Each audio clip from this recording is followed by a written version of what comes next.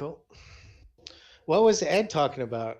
Some new game that he put like the box on there So on Ed Facebook. is, yeah. So there's two games that Ed's got kind of going through the production process at Clash of Arms. One is, I guess it would be the third edition of Alau, La Bataille de Yeah, Alau.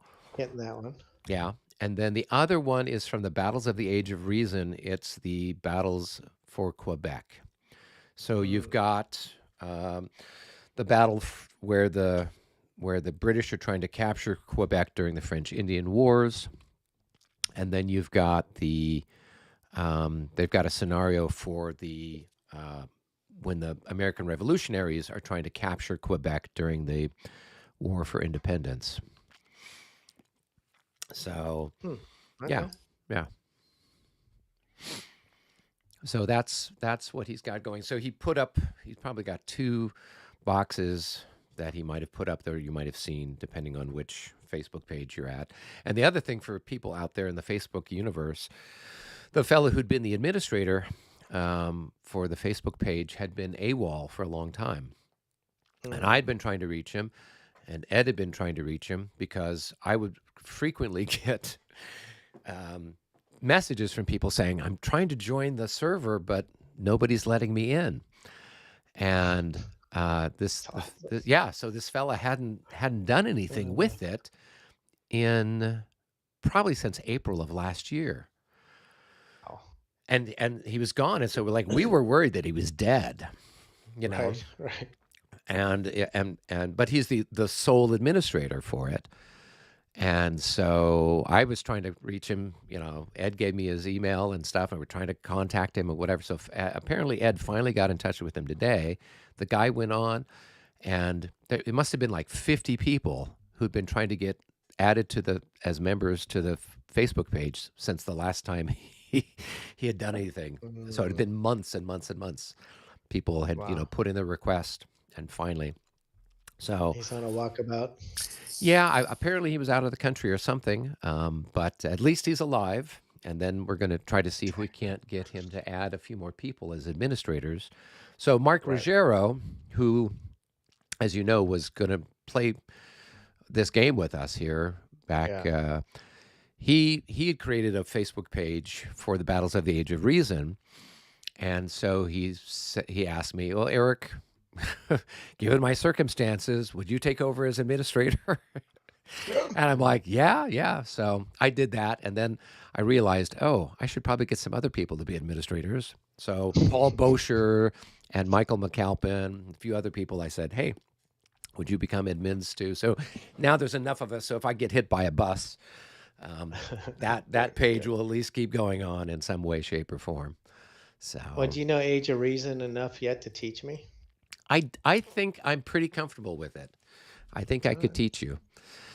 I'll bring a So copy to Consim just in case yeah, yeah, yeah. Yeah, we we have could set up downtime. a small battle and mess around with it.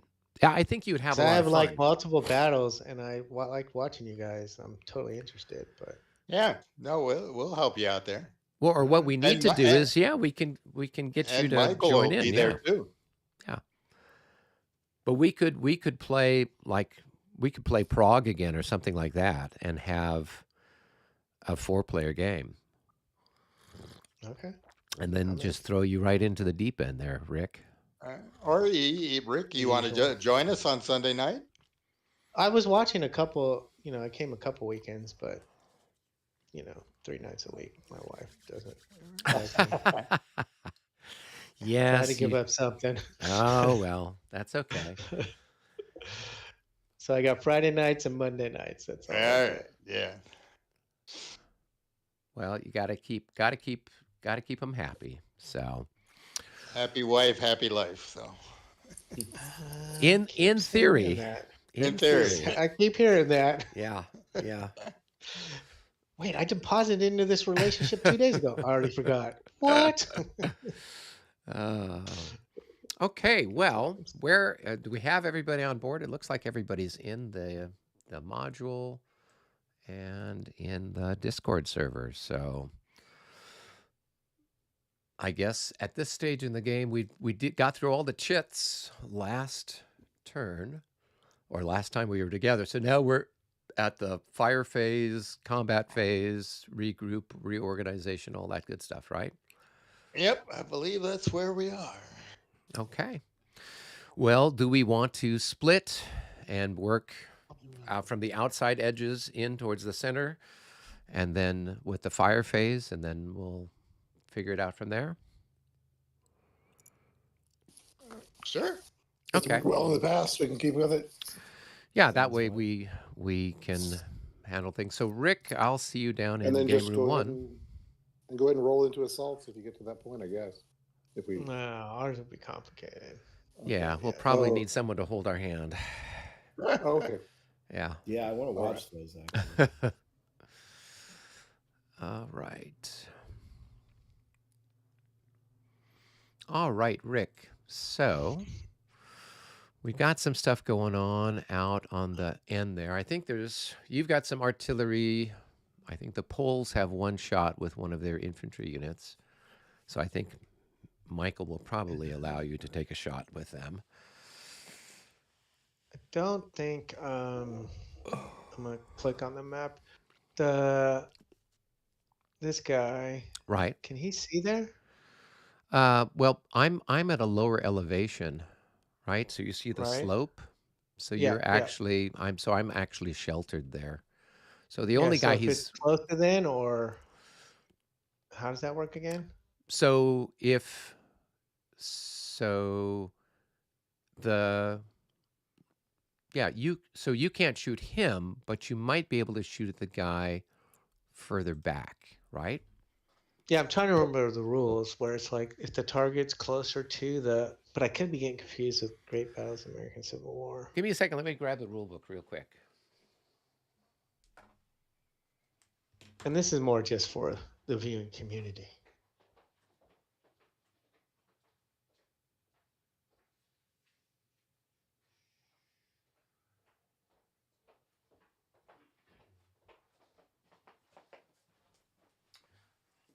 All right.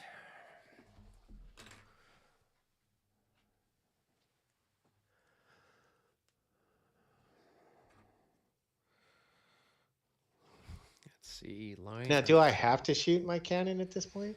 Um. I thought there was some rule like you had to, but I don't remember. Unless there's a leader with it. Well, in one of the phases they have to Yeah, I fire. In can't remember another which phase they phase. don't have to. I feel like in the fire phase they have to, in the artillery phase it's optional. But Yeah, I I could be wrong. seem to recall that's might be the difference.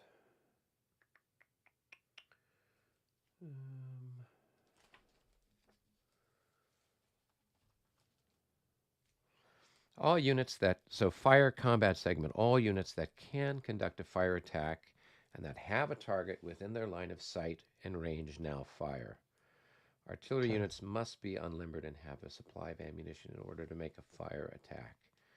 Mm-hmm.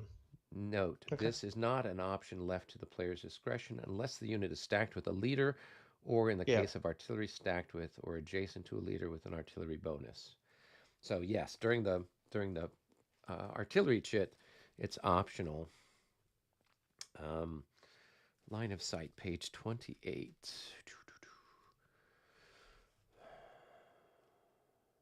Elevation.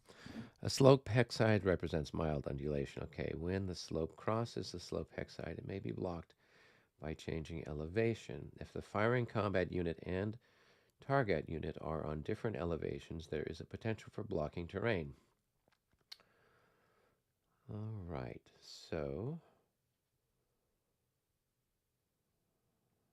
I think we knew that part. yeah. So now where does it go? Where do we have? I love these rules. So I'm just looking at the diagram here. Firing over. No, that's not it. Blocking line of sight. I think there's something about the slope has to be closer to. If the firing and are on. Okay, so.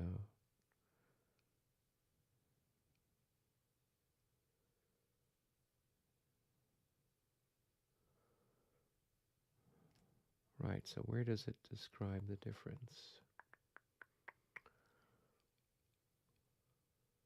I mean, it's no big deal. I can shoot at the disordered cav, but it's one of those rules that I want to get So it my head looks around. like you are two. So you're 2 hexes from the slope. And it looks like, Hex side, you mean? yeah, 2 hexes from the slope hex side. So it looks like the next 3 hexes are going to be blocked, right?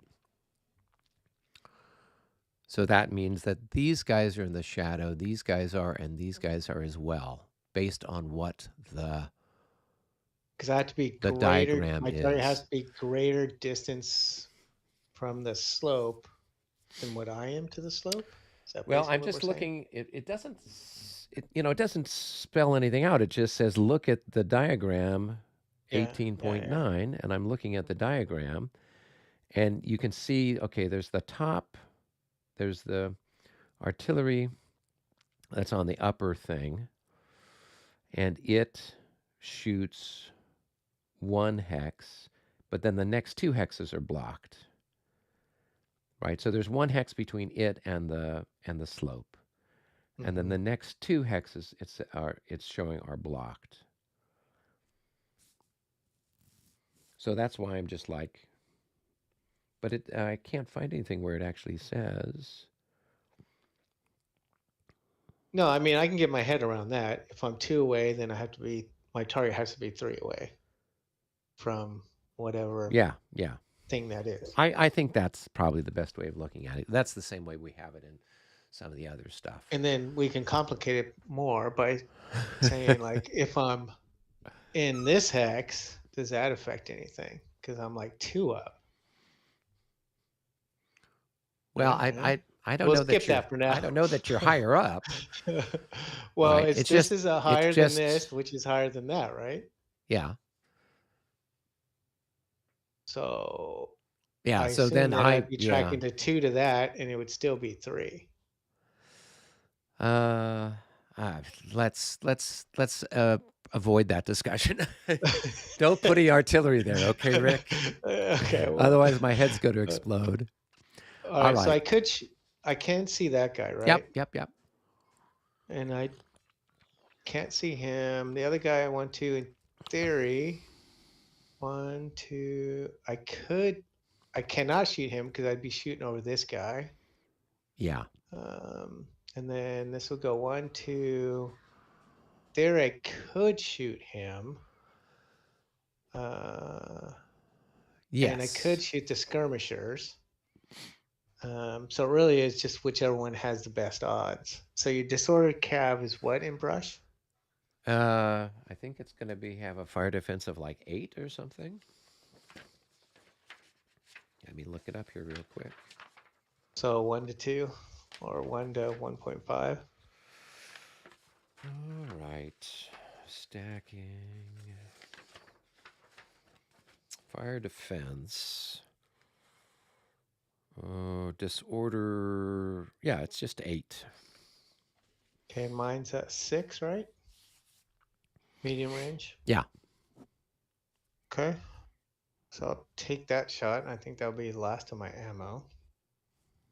A 56. That's good enough for a hit. But I'm not sure. You're at just barely like 1 to 1.5, right? Yeah. Yeah, that should be a hit. But we have to check because it's yeah. regs. You never know. Yeah, 55 or better. So Okay, that's the so same I'm as out with the of others. ammo, so do I just put that on top so I know? Yeah, just put that on or- top. Yeah, and then what you'll need to do next turn is limber the guys up, and then because they're right there on the road, you can then roll for them doing their thing. All right, Okay. I'll make a morale check for these guys, and they pass. And then you and what's his name have shots. Yeah, but I mean, where'd he go? we could just, I don't know I'm if not gonna Michael's rope on him here. Let's go grab him. Is it Michael Simmons? Yeah, yeah. Here, let me text him. Here, I'll just jump in there. I'll be right back. Okay. Probably faster.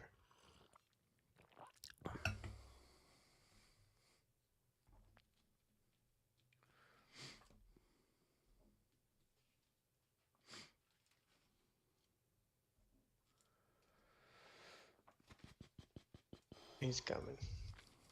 Cool. Yeah, because he's probably got stuff going on over on his side. Yeah.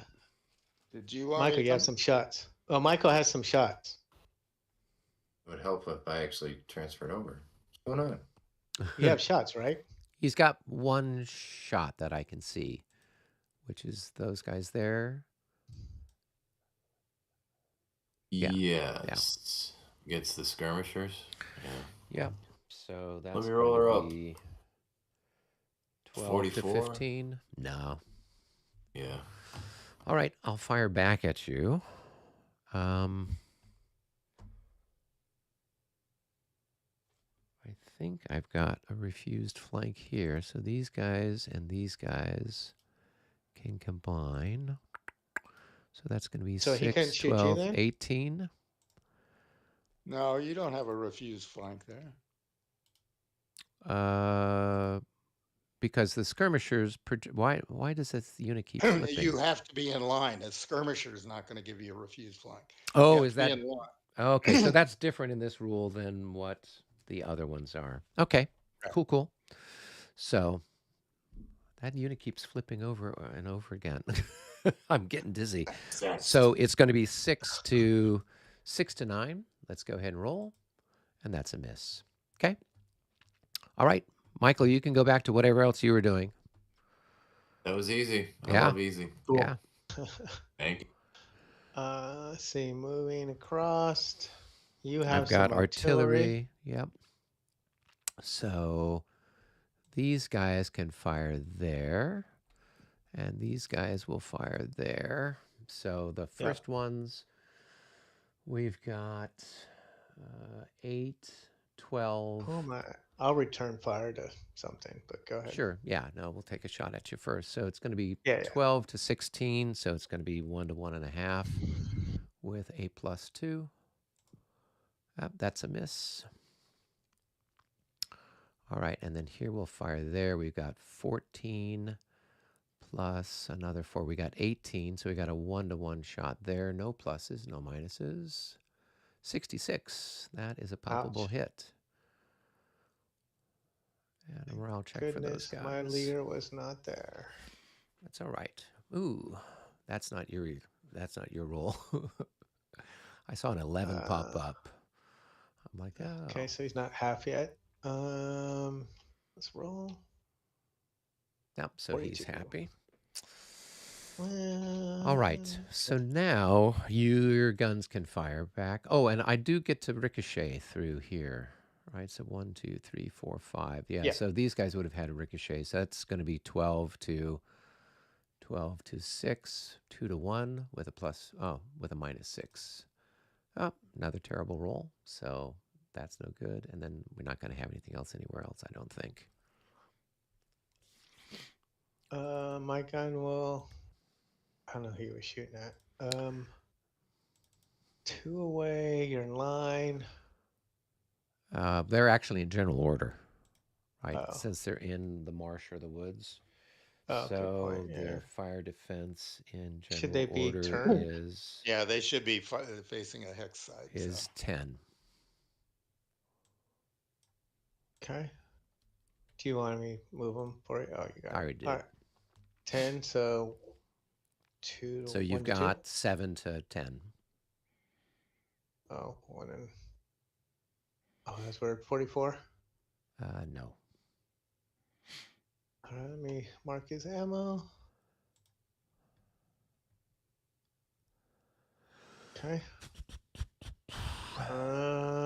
Yeah. Let's see. We have your skirmisher somewhere. I thought we had a skirmisher somewhere. Oh, here. Let's see your guns here I first. got these guys. Yeah, do your guns over there. Okay. So what is a fun target? we'll blast those guys, I guess. So we're going to have 24 to, is it 8? Yes, in line 8. So that's going to be 3 to 1, and I got a +2 for my leader. So 3 to 1 with +2. That's good enough for a hit. I feel like you're toying with me. Let me flip it and see what's his morale. 22. They make it. Yep. All You right. got your ammo. Yep, I updated it. You get ricochet here, right? No, I don't, because it's short range. Oh, I'm within So 2. yeah, All right. yeah. So you only if it's range 3 or more, then you get ricochet. Got it. Got it. All right. So these guys. yeah, so they can fire. So I've got these guys, and that can combine there, I guess. So 1, 2, 3, 4, 5. Okay, go. 1, 2, 3, 4, 5. So we're at medium range 12, and 12 is 24 plus. Let's see, what does that add in? I got to take the label off to see. Adds in 4, so we got 28. I don't know that that makes a difference. 28 to 8. So that's going to be another 3 to 1 with a +1 for my leader. So that's going to be a 26 at 3 to 1. I believe that's good enough for a hit. Yeah, 22 or better is a hit. So now those guys are almost, but not quite, half dead. Okay. All right, and then we roll through, and we're at range 1, 2, 3, 4, 5, 6. So now we're at 14. 14 to 6. So we're at 2 to 1 with a -6. This is where we're looking for the 65 or 66. Here we go. 54, close. It's going to be a 44. That's enough for a hit.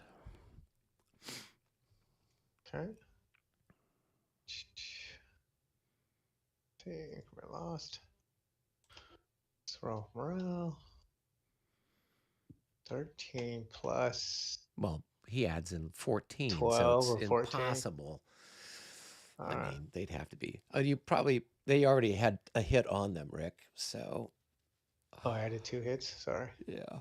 Increase.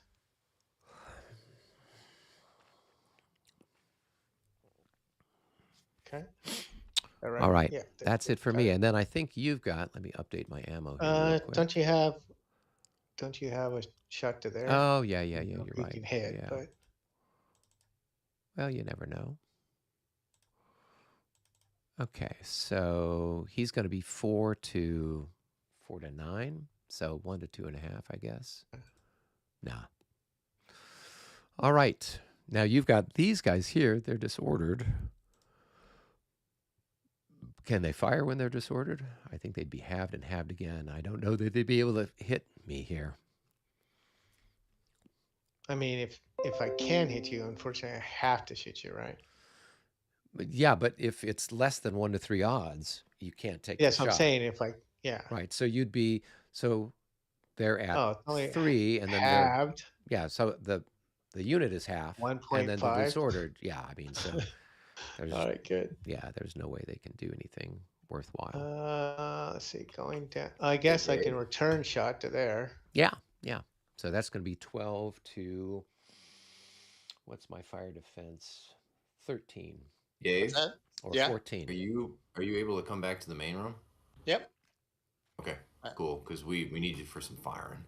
Okay. 62. So 12 to 14. That's going to be a hit.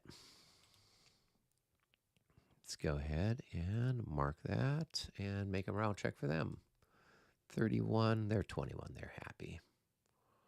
Okay. They're happy. And then we have these shots in here. Yeah. So I will be. Do I have to tell you what I'm shooting at, or what? How does that work? So these guys are going to combine to there. That's basically. fine. Yeah. So go ahead and do that. So you're going to have 24 to 9. So that's going to be 2.5 to 1. 46, that's going to be good enough for a hit. So we will increase that. These are the best of the best. They don't care. All right, and then I can fire back. So who's... And we'll fire at this guy here. So you... Rude. So I've got 16 to your 9. So I've got 1.5 to 1, I believe. Yeah, almost 2 to 1. 31. 1.5 to 1. I don't think I did it. I think I needed to get in the 40s. Yep, I needed a 42. Okay, so that's that. Let me make a morale check for this chap while we're at it. And he's happy. Okay. Now, no, he can't fire because he's you're being assaulted. Yeah, so all the guys that are being assaulted can't do anything exciting. Yeah, I forgot. Yeah. Sorry. That's okay. I'm just teasing you. I'm so rude. Such a tease. These guys can fire though, and these guns can fire, and these guys can fire. Yeah, I'll shoot there, but shoot your guns back here so we Yeah, get stuff behind. So they are, looks like 12 plus 16, 28. 28 to 9. 3 to 1.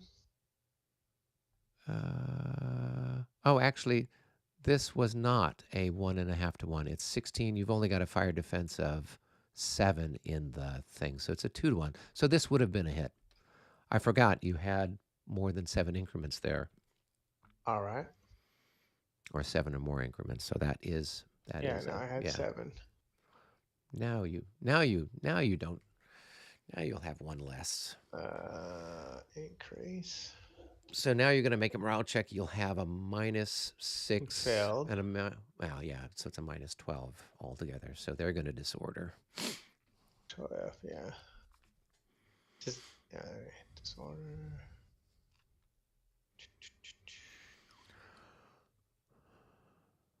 Okay. Okay. So now I've got 16 and 12. I've got 28. And those guys have only got 5 increments. So they got a defense of 9. So that's going to be 3 to 1. And Bagration adds in 4. So 3 to 1 with a +4. 63. That's going to be 2 hits probably.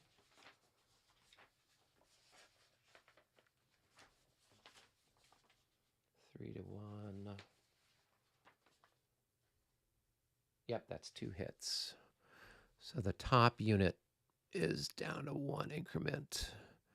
So you're going to make a morale check there with a -12. That's it? Yeah, half dead and then half dead from 1 thing. So they're just disordered.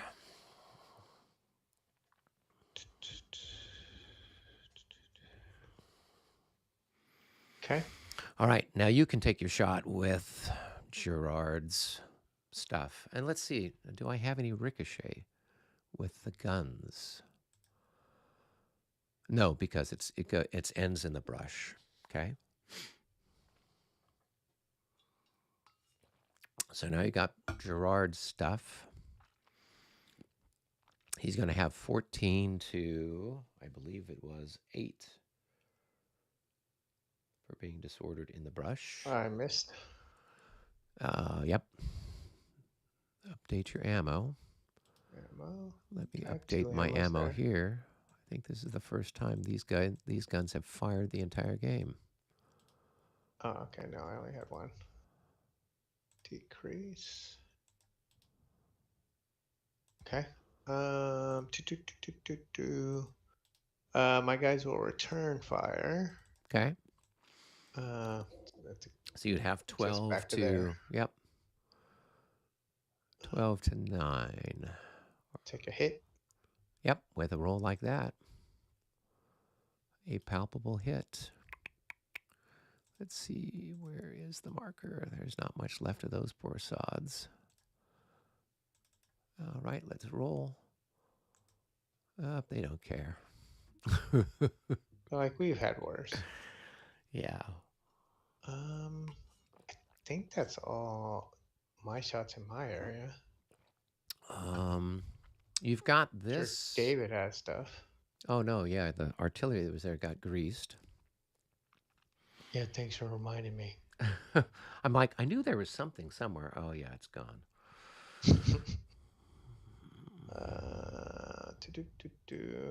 Yeah, I think it's David at this point.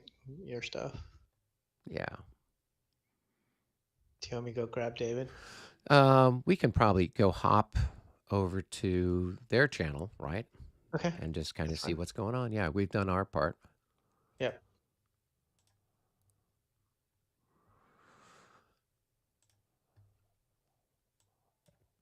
Hello, hello. Hello, hello. Where are you guys at? We finished things on our end of the universe. You just have one shot, Eric, I think. Well, I'm But you sure I just have had- more than that. Oh, I meant at least in terms of what we were looking at over here, in terms of Yeah. Canada, in our sector. Right. Okay. And I got At least these that's- skirmishers here. I guess they could fire, and then I could add in the artillery along with it. So 1, 2, 3, 4, 5. They could fire on that hex, and then this guy could throw in half of whatever he's worth. Let's see, what's he worth? He's worth 3. That's going to be 9. Half of that, we'll say 1, 2, 3, 4, 5. So it's 12. So we've got 12 to 14. See what we get. 53. That is not quite enough to get a hit.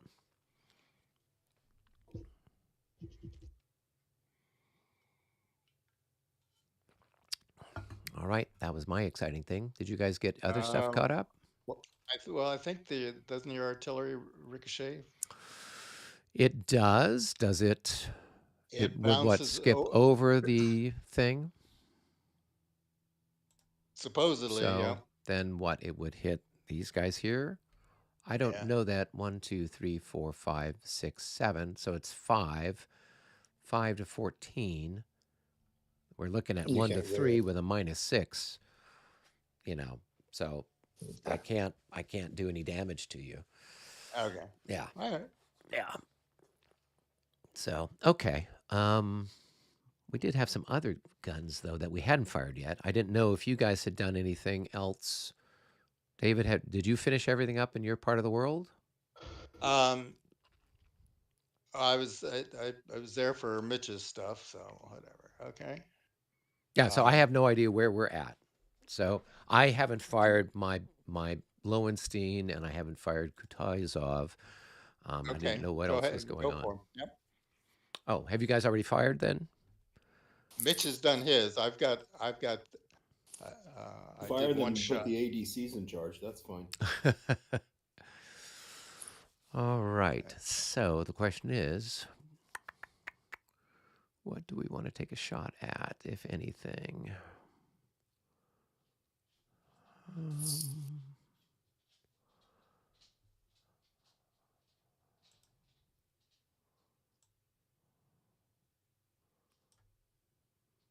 Range of 11.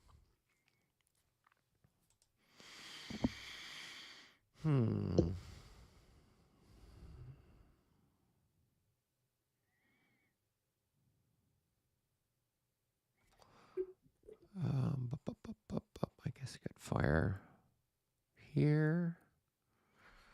Yeah. Okay. So we'll have Lowenstern fire on this guy. And I'm just wondering. Yeah. I think he's protected by that slope. Oh, is he? Oh, okay. Oh, yeah. So let's see. We'd be shooting at somebody way off in the hinterlands like we did last time. Like Moran's column or Pernetti's. Yeah, it was Artillery. like this. It was either here or here.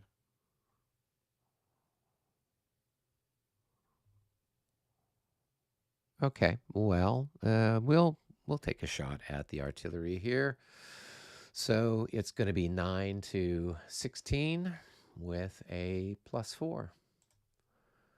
And that's not quite enough. That's going to be a 46, not enough for a hit.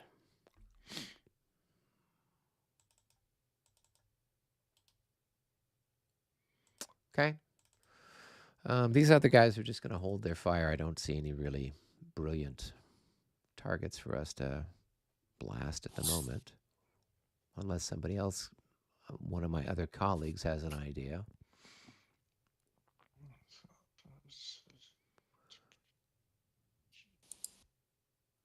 I'd say there.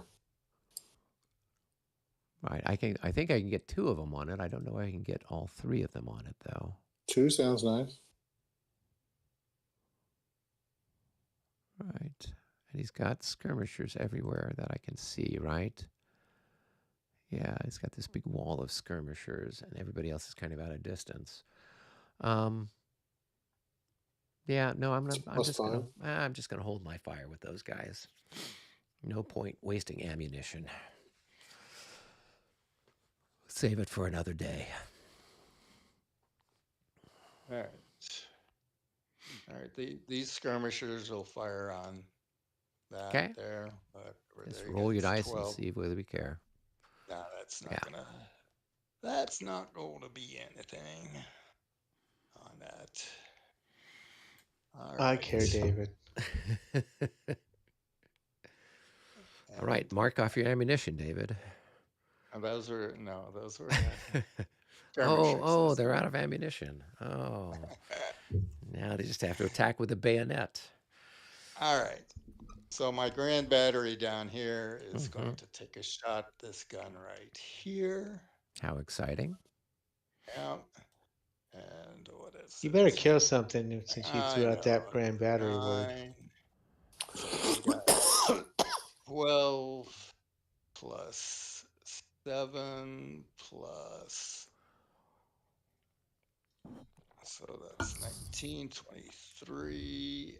And what do we got? And 23, 32 with the 9 there. So I've got 32 plus 32 12. to 16, so 2 to 1 with a plus 12. In Starfleet battles, that's phaser 1. Oh. It's still enough. That's still enough for a hit, right? No. Close, but not. I believe it is. 2 to 1. Yeah, 33, 23, 13. So I had to get 13 or above. Oh. I came close to missing. You did. You did. That would have been very embarrassing. I think the whole army would have had to make a morale check. All right, I'll make a morale check. Oh, and we're very happy. I'm going to mark off some ammo here. Decrease. They would say, what? The Emperor, he has missed the mark. Decrease. And there's another one right there. No. There. Yeah. Decrease. And one more.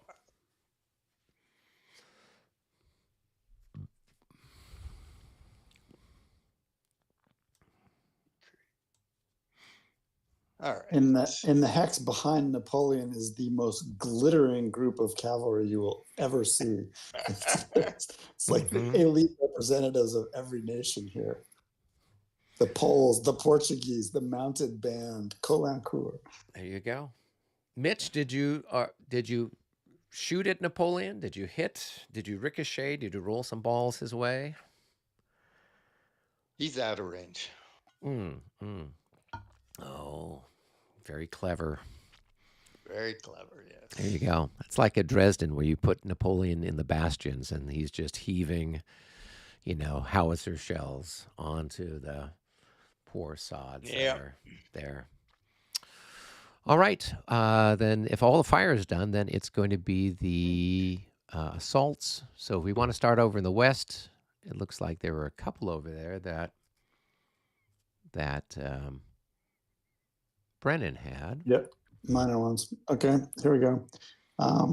The westernmost unit moves into the hex. Now the cavalry can reaction move if it wants. It gets a. So did you look it up? Is it a case where they were allowed to move, even though they were marked under an assault marker? That was a mistake. They're not allowed to Yeah, move, but they were not. we left it played Oh, as okay. played Okay. as played. Yep. I was getting fuzzy late last week, so. So you can reaction move now, if you want. Now, if they only move one, they can't do another reaction or another advance, can they? Who, think the also infantry? Last week, yes, you could. Let's do this question. So the cavalry that I just came next to is allowed to reaction move if it wants to. Right. Yeah.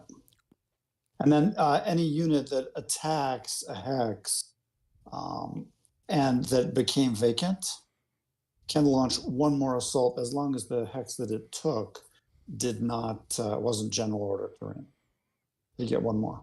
Right. So one more. That's what I'm asking. Okay. So if he only goes back one hex, you can't advance into the next one again and keep going. That's No. Okay. Right. So. Okay, so I can then just go back one Right. like this. Yep. Okay. You ready? Now this second one takes this hex here. Now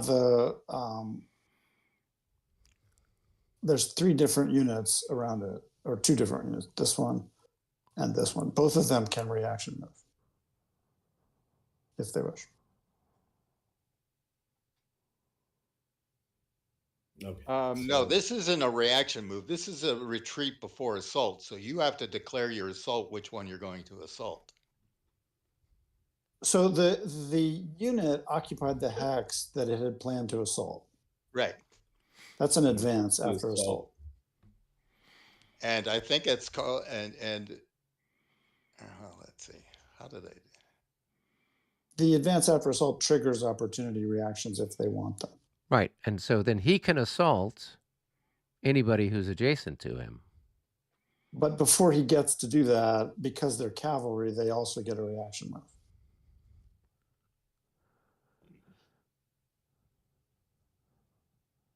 Sorry if I missed it. Did you roll to 16.3 a morale, or did you have to? Cavalry? No, because they Not- there's retreated. no contact yet. Okay.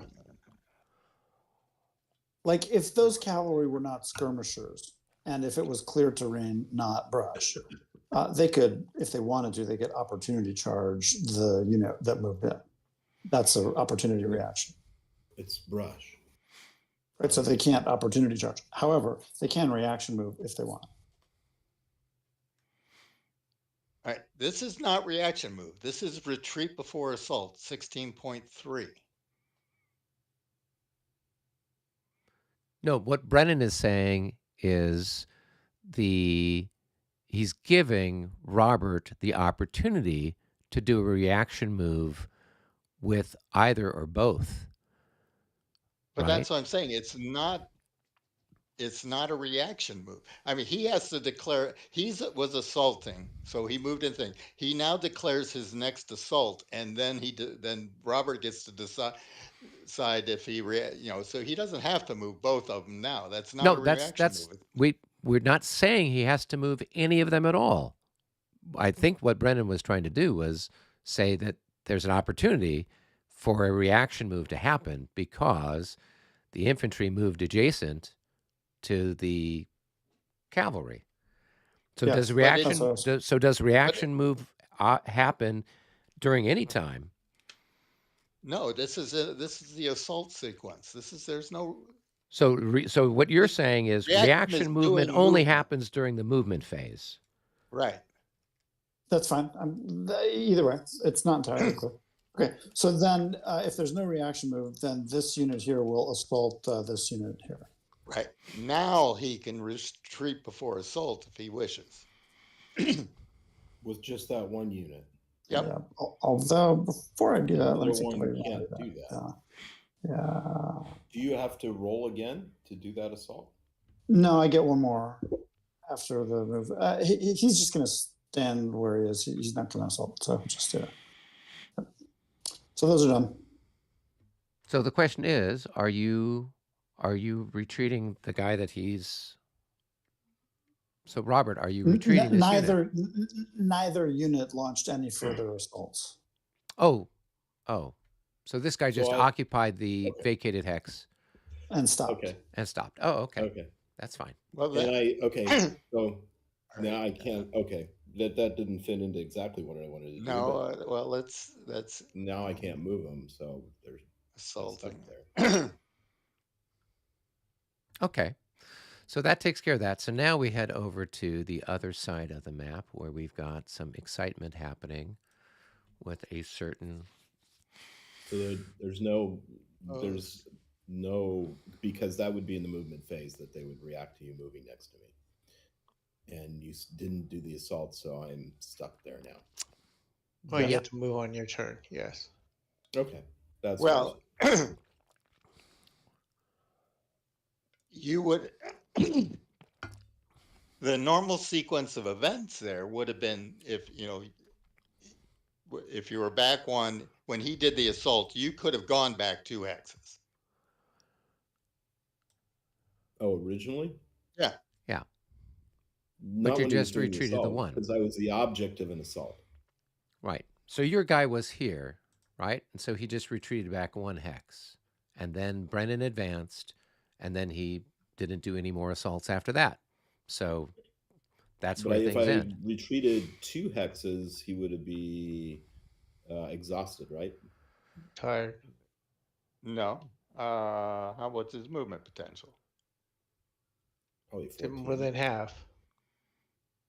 Yeah, it's more than half. So right. So if he moves back, these other guys I moved. Remember moving Dominier? They were exhausted after moving more than half. Well, more than half, but okay. Right. So if you moved him back 2, the cavalry, it's 4 for them to move through the brush. So that would have been 8 total. So then they would have been exhausted. They're not tired. They go straight to exhausted. Yep. That's what it says. Wow. That's harsh. It's actually a good way to catch cavalry that's engaged up close. Is you keep assaulting. Eventually, you end up, especially in the brush, in a situation where you catch up to it. Yeah. Nasty. In clear terrain, it just trots away. But in the brush, the infantry is on more or less parity with it.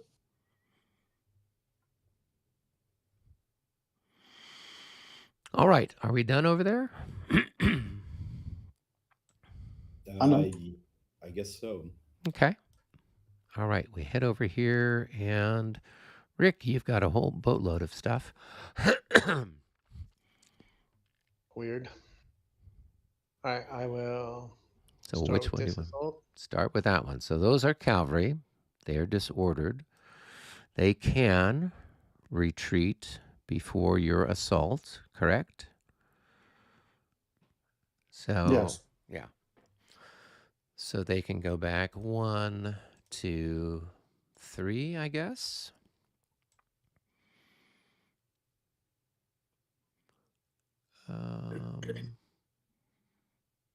Yeah, that's probably as good as anything else. And then what happens with his infantry? They all have to advance into that hex? Yep. And then I have to roll to displace. I think, right? Well, let's see. No, You've no, got. Let me see not if I fit. No, because you're not over. Not overstacked. Okay. Yeah, because you got. Then if there was anybody next to you, you could launch another assault, but there's nobody next to you, so you just all stack up. Yeah, but you do have to, change your orientation so you're facing the same way. All right.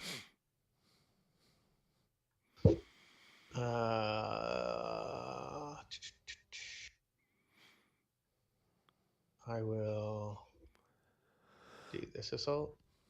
Okay, so they started off 2 hexes Hey, I had a away. question.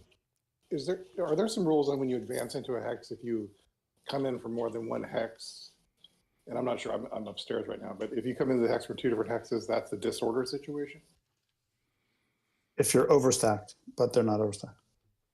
Okay, so you can come in from two different directions and change your facing. Yeah. Okay, What I if thought they that were was in not different last. formations, Brennan? So say one was in column and one was in line. Don't recall. Got to read. Okay, well, it wasn't, That- so we don't have to worry about it. That would probably be a stacking violation because you're not allowed to.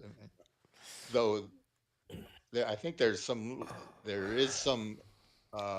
may be some verbiage of when you join an assault, you assume the facing and formation They're of different the formations. They disorder. Right, they If were they're the same different formations. formation. They just had different facings, but they were the same formation. They were both stacks were in line. So they stay in line. Yep. Yeah. All right. So you've got those guys coming in. They were at a range of 2. Yep. So they've got a -9. Are there any other modifiers for them, for losses or anything? Nope. Just so go ahead and roll. I mean, we're French, so that should be a +6, right? Oh, better than that. Come on. 62. All right, So they're 62 going for in. 5. Okay. So then I roll. And I've got a leader there. So let's see what we get.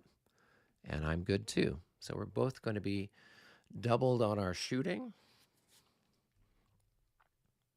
And a possible melee odds shift. Oh, okay.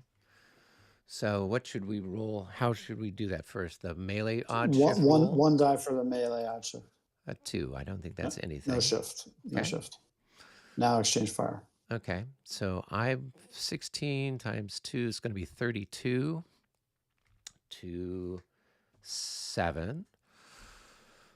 All right. Let's roll. See what we get. A 56. +3 for stacking.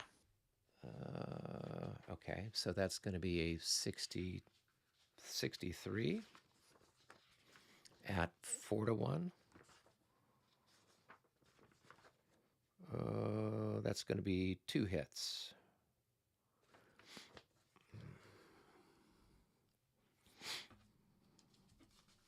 Okay.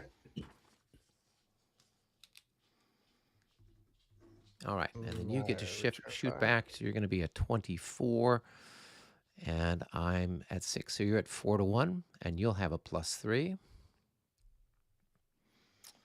That's probably good enough for a single hit.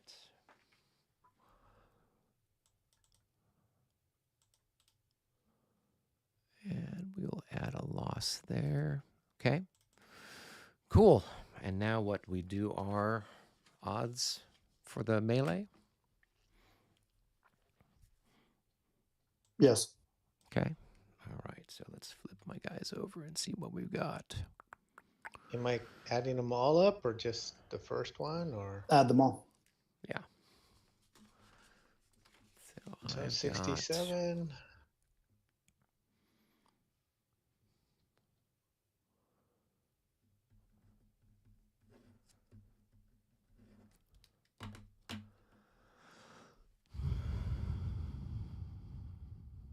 Is it 26, 25? I've got 25. So 10, 11 plus 5. 26. That's 26. So it's 1 to 1. So 1 to 1. And I think you'll have then what, a -6 on the roll for the difference in our fire effect, correct? And 1 for the leader. Oh, okay.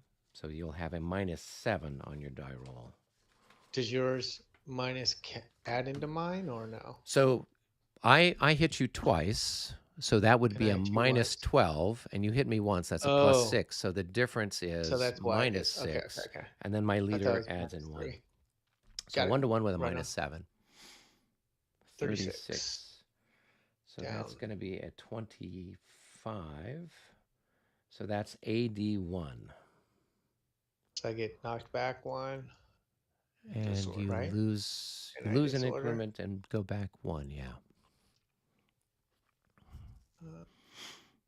That's disorder. Increment.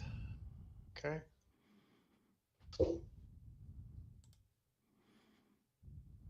Less than optimal. Okay. All right. Got the next one. Can I just pick any of them, or do I go? Oh, to the you next you one? can go any order you want, but I don't know Yeah. if it makes a I'll difference. do that one to there. Okay. So that guy was at 1 hex hex. distance, so he's going to have a minus 12. Oh, so 13, he's disordered. He's disordered.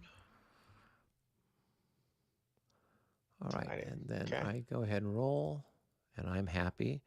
So I will fire at you, and... Do you have a shift, melee shift? Oh, yeah, let me roll for that. A 5. Yeah. That shifts at what, 1 column? Yeah. Okay. So I will have 32, and I don't know what your fire defense is in 10. Okay, so it's 3 to 1. Right, disordered in the brush. Okay, so 3 to 1. Here we go. 22. That might still be a hit. Yes, it is, just barely. Okay. All right. My return shot is nothing. Yep. Okay, so then now we do our odds. And let's flip So this I'm guy halved and over. halved again. Well, you're halved. just halved for being disordered. Halved. All right. Plus whatever the loss is that you had. So got 15. And we'll say 5 off. So 9. So I've got 24. So it's probably less than 9 because I took a loss. Yeah. Uh, So you're looking at 1 to 3. You will have a minus 7. 43. That's going to be minus 7 is going to be a 32. So that is going to be AR, attacker routes.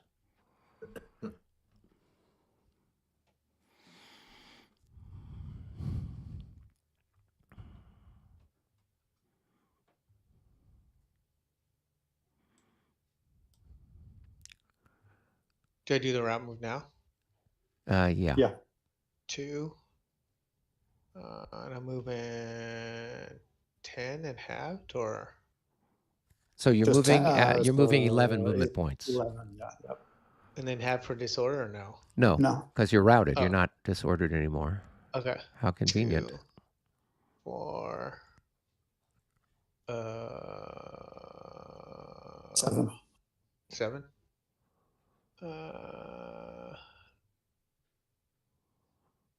How much is it going for us again? 3 through 3. so So I you can go go one one more. Yeah. 10. There you go. Right on. Well, thank you. Okay, that plan worked out well. So I'm doing this one. Okay. So Six go is ahead and away. roll minus 9. 33. So that's gonna knock it down to let's He's see, at 15. 1, 2, 3, 4, 5, 6, 7, 8, 9, 16. 15. So he makes it. So he just barely does. Okay, let me roll for my guy. 16, but with a plus 3. I'm pretty sure I pass. I do. They're 15s. Okay. All right. So we get to do our shooting at each other. Oh, actually, let me Your roll melee for my shift? die roll modifier. That's another one Yep. shifted. Okay. I need to roll what, an 11 or 66? What am I thinking here? All right. So I'm going to have, once again, 32. 32 to 9. 7. Oh, 32 to 7. Okay, so it's going to be 4 to 1 with a plus 3. So at 4 to 1, that's going to be 2 hits.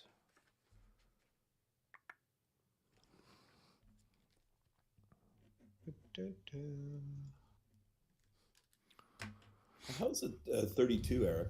Because you're doubled if you pass your your roll. Oh, right. Yeah, right. and then right. he's doubled because he's 12 doubled, so he's 24 to 6, so he's at 4 to 1, but there's no modifier. So 33 is a hit. All right. So now we calculate our odds. And that guy has lost 9. So I'm at 23. I'm at 21. Okay. So 21 to 23 is going to 1 to 2? be 1 to, well, no, it's 1 to 1.5. Then it's shifted to 1 to 2. And then you'll have Yeah. a minus 6. 24 minus 6 becomes a 14. That's going to be an attacker routes. Mm-hmm.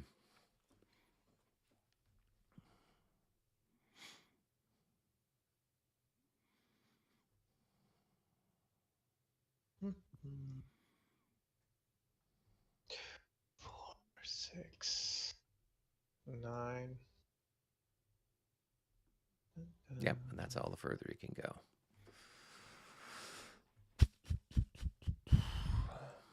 All right, moving on to this deck. Okay. All right, go ahead and roll. He came in at a range of 2 hexes, so he's got a minus 9. 41. He should be fine, unless he's got a really bad morale, which I doubt. 15. Yeah, okay, so then I'll go ahead and roll for my guy. 33, I'm fine. So let me roll for my odd shift. A 4, does that do anything? 1 shift. 1 shift, okay. All right, and then I'll fire. I've got 32 to 7, so that's going to be a 4 That's to probably 1. 10 in the, or is it brush or woods there? He's in the brush, I believe. Ah, okay, yeah, then 7. Mhm. Yeah, so it's a 4 to 1. And how many do you have coming in there? Just 9, so there's no modifier. That's going to be a miss, I think. 4 to 1. Oh, actually, it is a hit. So it's just a single hit.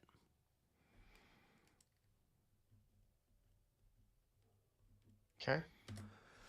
All right, and then you're at whatever column is probably 16. 13. I missed. Yeah, that's a miss. Okay, so now we do the odds. So I just flip my guy over.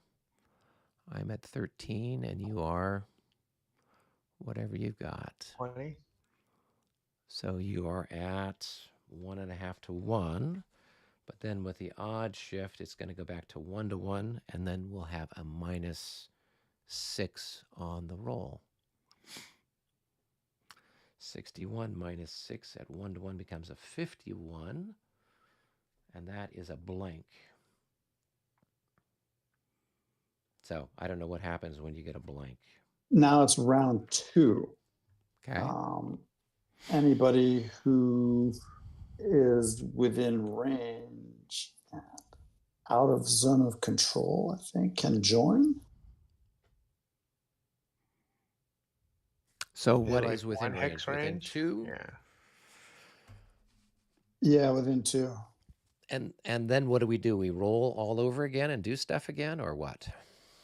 Then it's like, are there any reserves? Like the blue Leger in the background probably could run in and join if it wanted.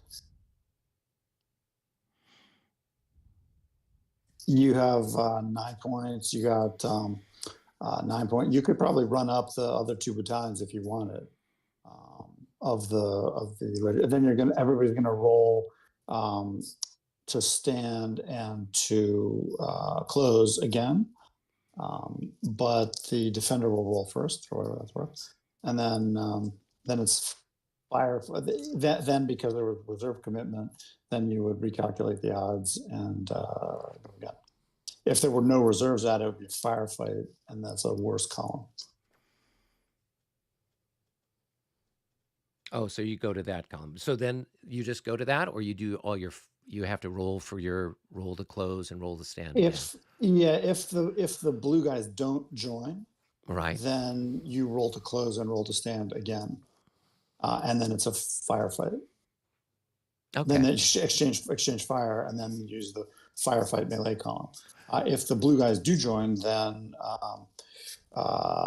rather than using the firefight column, it would be recalculation of the odds, which might be in favor of the French at that point, and then But so you have a different odds column. but you still do the morale check, the roll to close, the fire, all that Yes. stuff. Oh, yes. And the blue guys joining who are reserves don't count for a distance. They just use their morale.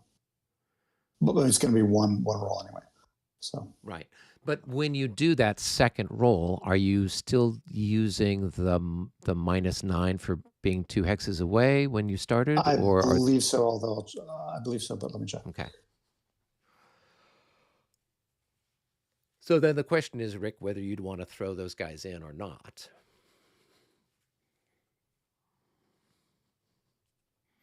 So my thought process is to throw them in so I have a guy with a better morale on top. Right. They go to the bottom. They go to the They bottom. go to the bottom, Oh, yeah. they go to the bottom? Oh. Yeah. That sucks. Right. And then the downside would be that they, if you know, you adding them there makes it a bigger target. So I'm going to get a bigger modifier on my fire roll. Who adds first? Yeah. Right. And then if you do advance, then all 4 of those battalions are going to be disordered. Right. So it's it's up to you. I mean, yes, it's a case where, you know, you'd have great odds against me. But of course, then I guess I could throw my guys in because I got some guys that are back behind there. Like who goes first? Because I might not throw them in if you don't throw them in. The attacker goes first. So I'd have to commit first. Yeah. Yeah. Let's. Let me glance through. Are you talking committing or rolling? Committing. Because the defender rolls first in round 2. Yeah, we're talking about who decides to throw in troops first. Yeah. Round 1. Where's round 2? Round 2. Round 2 will occur. If there's a blank result, there's no round 3. Retreat before assault. Roll to close. All right. All units still And Brandon, does the formation matter? Because they're different formations. Stand again as in 3A above. One's in general order? No, one's in column, and then the other guys are in general order. Yeah, the ones that are in the woods. Yeah. Well, the ones in the woods would come out and form a column and join the column. And then join in. Okay. It looks like you have to roll a morale check to make the commitment. The guys attacking. You don't disorder if you feel it, but you don't join. Yeah. Yeah, it makes sense. Something player commits his units first. So the attacker does? Yeah. Yeah, it makes me sad. I will not commit. Make your rolls make you smile then. Turn that frown upside down. All right.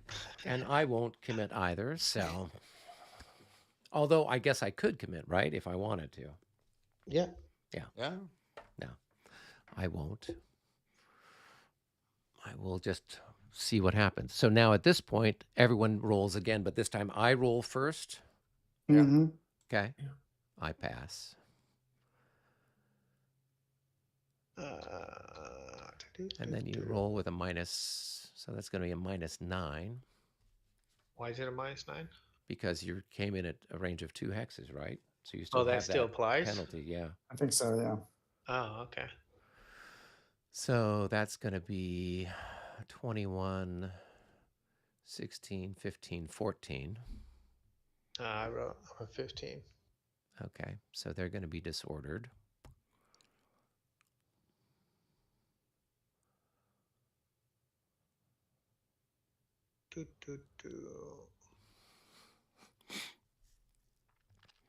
Okay.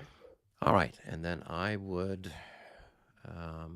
get my shot at you, so I'm going to have 32 to 10. So it's 3 to 1. We shoot again? Yeah, Cool. we shoot Okay. again. Yeah. So here we go, 3-1. 54, 3-1. That's going to be 2 hits.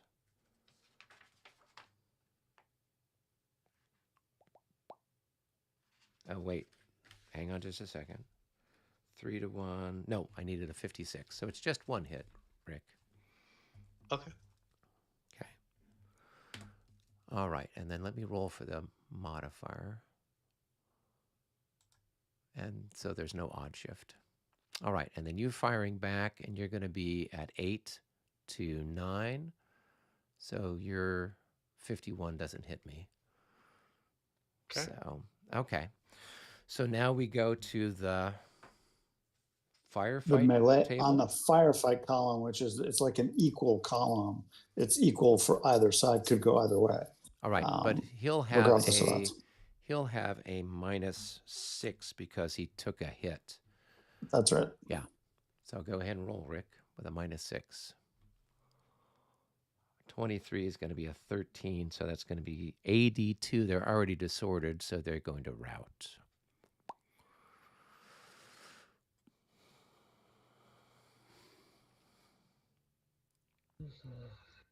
So they'll lose another Flip increment, I that. guess.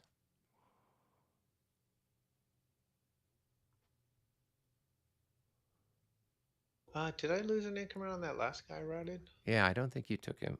You I don't took one think I off of did. that guy. Increase that. There you go.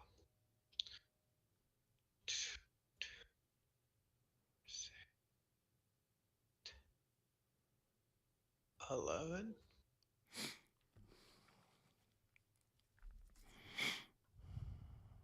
Okay. All right, who's next? Those guys.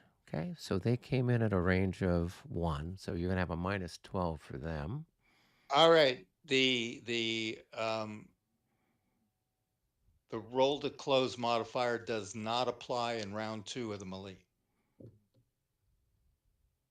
I think. That's good to know. That's useful. Also makes a lot of Makes sense. Yep. Yeah. Makes sense. I was surprised that it did. Maybe they're just disordered. 82. Yep, so they would have just gone back to. No way, I may be wrong on that. I'm reading the chart wrong. All right. There, Well, you read through it while we figure out the rest. All right. Yeah, no, This guy's they going to do fire. still apply. It makes sense that you've already closed, though. You know, it would make sense that it doesn't, like it does in bar. You know how the modifiers change. You don't get the assault modifiers and stuff like that. That's why I was looking. But no, it's just there's Well, a I'm couple surprised other you can even modifiers. fire. I just assume you're all intermixed, like hand to hand, but whatever. Yeah. But, All right, so I pass. So let me roll, see if there is an odds modifier. There is. It's 2 in my favor. All right, and then I'm going to take a shot at you. So I'm going to have 32 to 10. So it's going to be a 3-1. A 21 at 3-1 is a single hit. +3 would be. Yeah, it's still only a single hit. Yeah. Okay. Okay. All right, and then you get to shoot back at me. So you're going to be at 16 to 7, so 2-1. So that's good enough for a single hit. All right. Why is my return fire so shitty? I don't double. You are doubled, but you're in general order. So your fire value is 8. That's your printed value. Doubled is 16. Yeah. I forgot. Yeah. Because of that, it's always usually really good to defend behind the woods block. Like the position for the defenders is not in the woods; it's just behind the wood line. Great. Yeah. Yeah. I love it. All right. And actually, my first thing on that was correct. It does not apply in the second round. That's good. In the table under where it says method of attack, there's a little subscript 5 or a superscript 5 after it, and that is that the modifier does not apply in round 2 of the melee. Does that mean the guy who routed only disordered back to? Disordered back to. Yeah. Do I still take a loss? Yeah, because you left the zone of influence, but you'd be here instead, right? So 1, 2, because it's 2 hexes, not 2 movement points, right, guys? Yeah. Okay. Yeah. And he is disordered? Yes, he's disordered, not routed.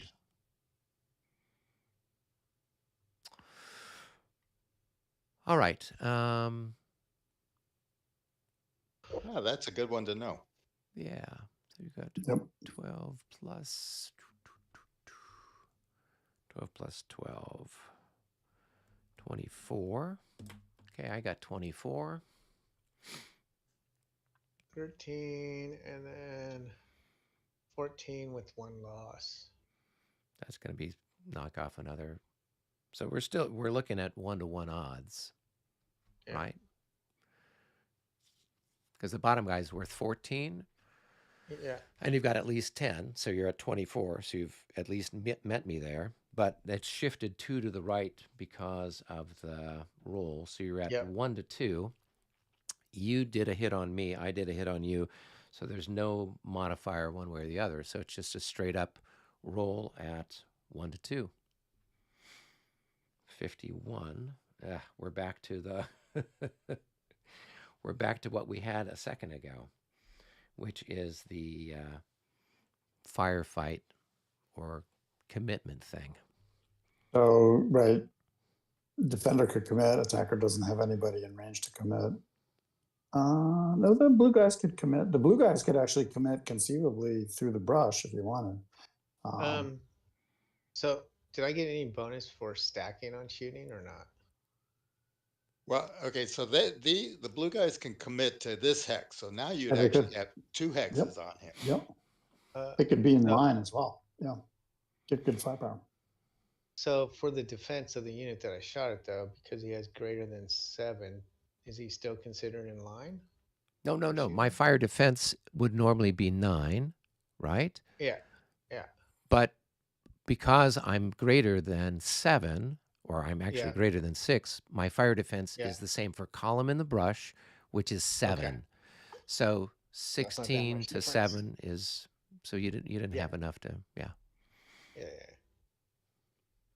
And I get no pluses, right? Because you're overstacked.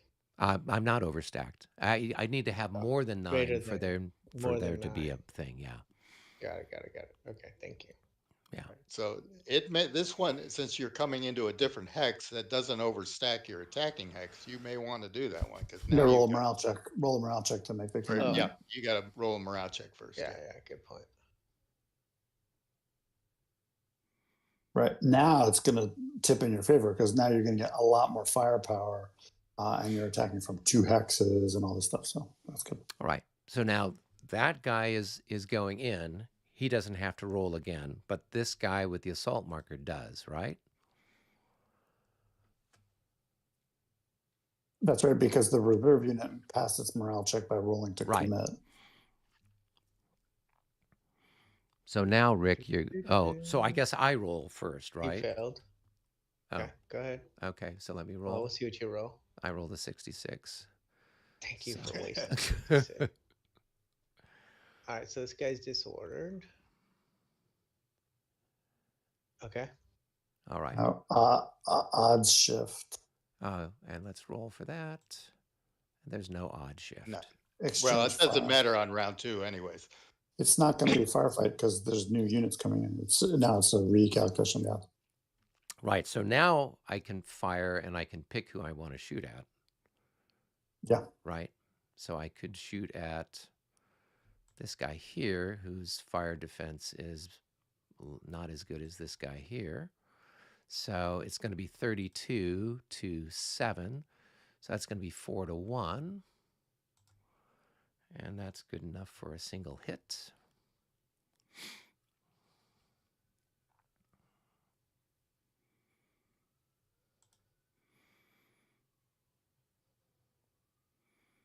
Okay.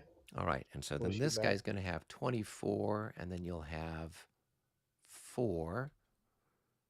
So you're going to have 28 to 7. So you've got 4-to-1. No pluses, no minuses. That's probably good enough for 2 hits. Yep. So let's go ahead and increase that. Okay. All right. So now we take a look at the odds. And I'm going to have 18. So disorder's halved for melee too, right? Yep. So now round down? Yeah. Up. Down? I don't know. No, I don't know. Depends on how close you are. Half rounds up. So 13 Loose rounds on up. one stack. Okay, so 13. 13 plus 9. So you're at 22. 22. And then 14 with the loss. So probably 11. So we're up to 35. 35 to 18. You are at 1.5 to 1. And you'll have a +6 because you did 2 to me and I only did 1 to you. So it's 1.5 to 1 with a +6. A 41 becomes a 51. That's going to be DD1. So I will take You're using that column all the way at the left, right? No, we're using the 1.5 to 1 chart. No, Isn't why? it- No, this is the it's follow-up. this is round 2. This is round 2. It Right, but uses he threw new. Doesn't matter. We're still round 2. That's part of round 2. Yeah, that's Oh, usually round 2 so then it's a column. nothing again. It's a nothing again. Oh my gosh. so at that point we're not even paying attention to the odds. Let's look at page 31 of the rules. On the lower right corner, melee resolution. This is round 2. Because if reserves were not committed, use the firefight column regardless of the odds. No Oh. result, proceed to step 8. Oh, okay. So Because that's weird if we're not throwing in more bodies and it's Yeah, I still, mean, odds right. don't matter. Yeah. Wait. Then it's the firefight. But if you threw in reserves, then you use Yeah. the new you recalculate that. okay, all right. That I makes wasn't more aware. sense. Yeah. Okay. It all makes sense. It's an incredible bunch of chrome complexity, but it definitely doesn't. It's coherent for sure. All right. So it So is then 1.5 he to would 1. retreat back, and we then mark him as disordered. Okay, and we took his loss. All righty. So then you have to advance with all those people into that hex, and everyone's disordered. But what 9, happens to the guy that's already disordered? 9, He stays disordered. Okay. Doesn't matter. and then 8. So it's not overstacked. So they just stay there disordered. Yep. So they all just move in, and they're disordered right there. Now, do I assume I come out of woods and then just take on the formation, right? Well, you take on a disordered formation. So it doesn't matter. Yeah. Just have them all stacked in Now, some can I semblance of order. stack anything in particular order? Yeah, should be able to. Yeah. Mm-hmm. But the best, God, these guys suck. This is totally the Battle of the Wilderness or Spotsylvania Courthouse or something. It's like, infantry masses all shoving against each other in the brush. Yep. And the final one. Okay. So 2 hexes you came, away. so -9. They're going That in. makes it. Let me roll mine. I'm going in. All right, let's roll, see if there's a modifier.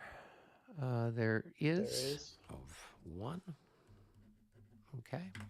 And then let me take a Lucky shot. on those.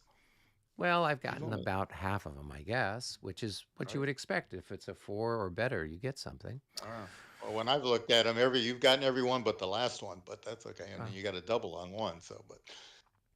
Well, should I re-roll until I get another double, David? Is that what you're asking? Yeah, certainly. I'm going to save my luck for Lobo sets. I think I needed there a little bit more. Although we got lucky. The Austrians actually You got to real lucky move stuff, last yeah. night. So, all right. So I've got a 3-to-1 shot at you. I'll get a +3 for the size of the stack.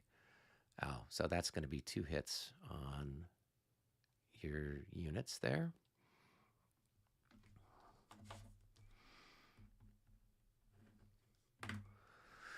And you're going to be at 8 times 2 is 16. 16 to 7. So that is 2 to 1 and a 25. is a miss. Okay. All right, so now we do our numbers. So we flip everybody over. So I've got 12 and 9. I got 21. 25. Okay, so you're at 1 to 1, but it shifts to Shift. 1 to 1.5 because of the roll, and then you're going to have a minus 12 on your roll. 65 minus 12 is going to be a 45. 45. Which is another blank. So we get to do this all over again. Can I bring this guy up? Yes. He's actually in. No, he's not. No, he's in. Can come up. Yeah. He's not in a cavalry zone of control of brush. Brush doesn't have cav zone, so you're good. Yep. But he's not facing the right way. Ooh, that's a good point. Let's see if that matters. I think it does, because the charge zone is in front, isn't his front facing. Forward arcs. That would make sense. Yeah. So if he was in column, Then he could, yeah. Yeah. Okay. All right. We'll carry on then. All right. So Fire now I flag guess again. we do our roll again for this next round. I roll first. So here we go. I'm happy. Then you roll. 23. There's no modifier this time, right? No modifier. Right. Okay. So what's his morale? 16. So he's happy. 16. So we get to do this all over again. So I got a 3 to 1. Well, let me roll first to see if there's a modifier. There is. It's another 1 shift. It's going to be firefight odds column regardless. So okay. Oh, so there's no odd shift. Matter. Okay. So let me just roll for my firing, right? We still have that. So it's the 3 to 1. 46 at 3 to 1 is going to be probably at least 1 hit. I don't think it's more than that. But we can check. Nope, just a single hit. All right, and then you've got a 16 to 7. And that's 1 hit.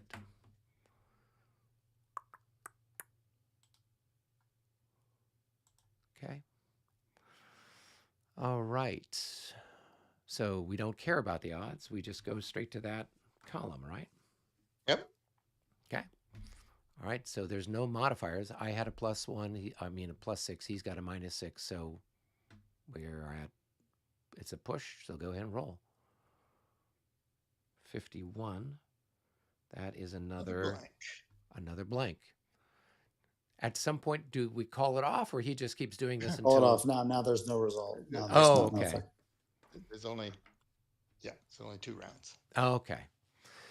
The reason I ask is that in 5th edition, now with a blank, everybody takes a loss. Everyone's got to make a morale check, and then you do it all over again until you get something other than a blank or somebody disorders and fails their pre-melee morale check. So we had some pretty bloody cases. I think, Rick, when you and I were playing Dresden, losses, right? yeah, we had some guys that just kept passing and passing and passing, and they just kept losing and losing and losing. So, And then finally they got like half dead, and they're like, please fail the roll. You know? Those are those bayonet fights on the bastions or whatever. It's like, that's what it was. Yeah. Very dramatic infantry action here. All through the Okay. war zone.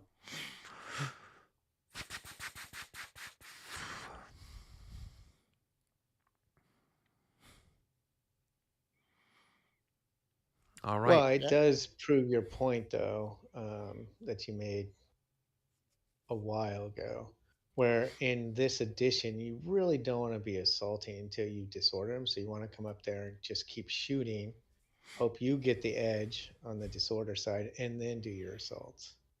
Yes. But Napoleon told me assault, so I assaulted. It's really, really good practice for the mass assaults. This is practice. Yes. Yeah. That's good. Hey, I did good this time. I left route lanes, which Yeah.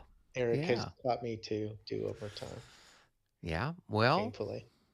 yeah, you live and learn in that regard. Makes a So, difference. okay, well, cool. Then I guess we've got Recovery recoveries and from all kinds of other disorder. stuff. Yeah. So, Disorders. Oh, you So know, it's a I minus never, 3, and then another minus if you're halved, right? yeah, then another -3 if you're halved. Yeah. I never, 26. I'm going to roll for the morale on that artillery that took the loss. I never did. So, Oh. okay, they're all right. Should be an auto fail. Teach you.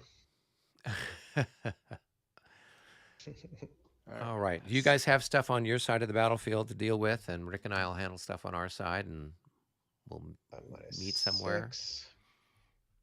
We're just rolling for morales, right? On disorder. Yeah, so No, we're first is doing disorder. disorders first. 52. And you can't do it if it's next to a.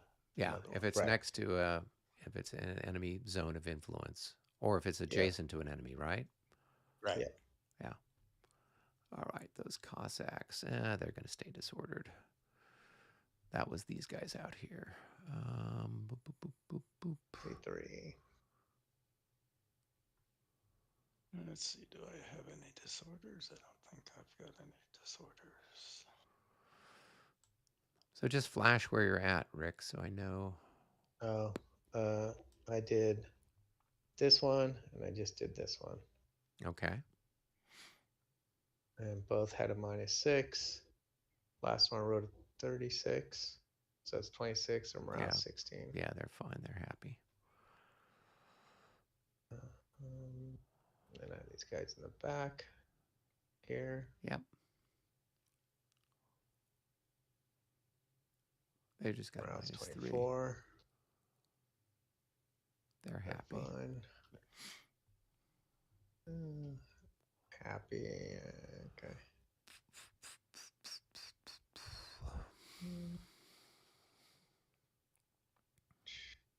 Any other people disorder? Gerard. Let's see. His morale is 15. He has a -6. Yep.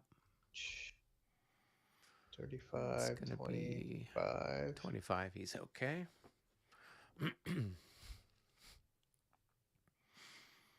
Those guys can't. I think that's all my disorders. Okay. I'm going to do mine. So I've got this chap here. Have done 52. everything. He's happy. All right. We can delete that. And then routing guys just route because they're within 9 without a leader, right? Yeah. This guy here. Oh, he's definitely happy. And routing is half your move? It's 50% normal improved, move? so it's 1.5. So most of your guys, if they got a Okay. movement of 7, it's going to be 11. Yeah, so movement of 14 will be 21? No. Yeah, 21.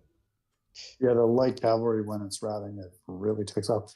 Sometimes it'll get all the way to that. Once it reaches 15 distance, it doesn't have to keep routing. It looks for cover at that point. Yep. All right, my light cavalry there. Yeah, they're happy. 4, I think.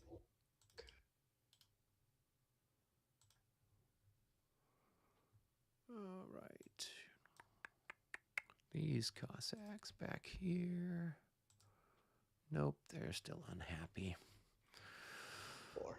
So 7, Is there 11. anybody else? Not at the moment. 15. All right, so we've got artillery that needs to get resupplied. So let's see if we can get lucky with that. Nope. And those guys. Now, Nope. if I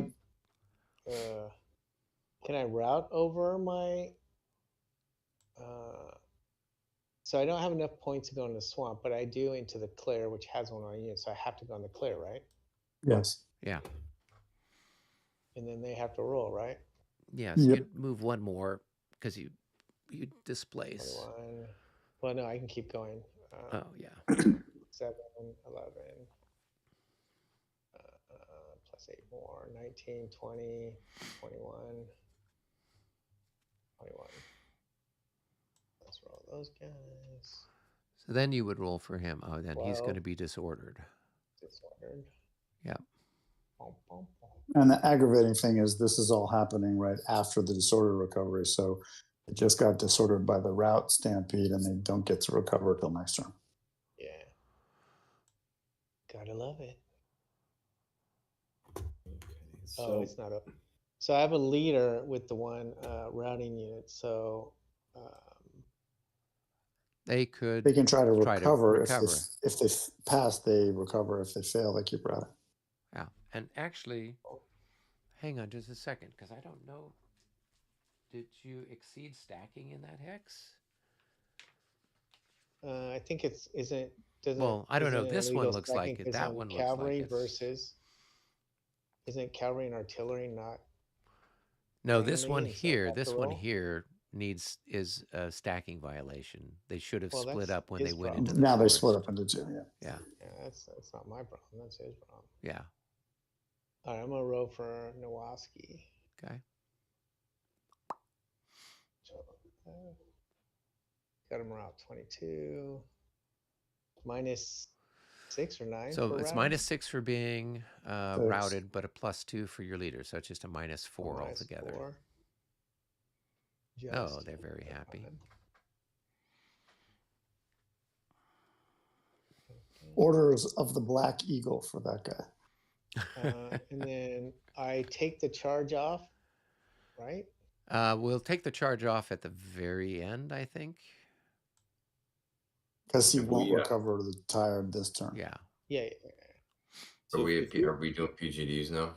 Yeah. Yeah. Well, some yeah, guys if you're do. PGD'd and you can recover good order if you're 15 away, right? Yes.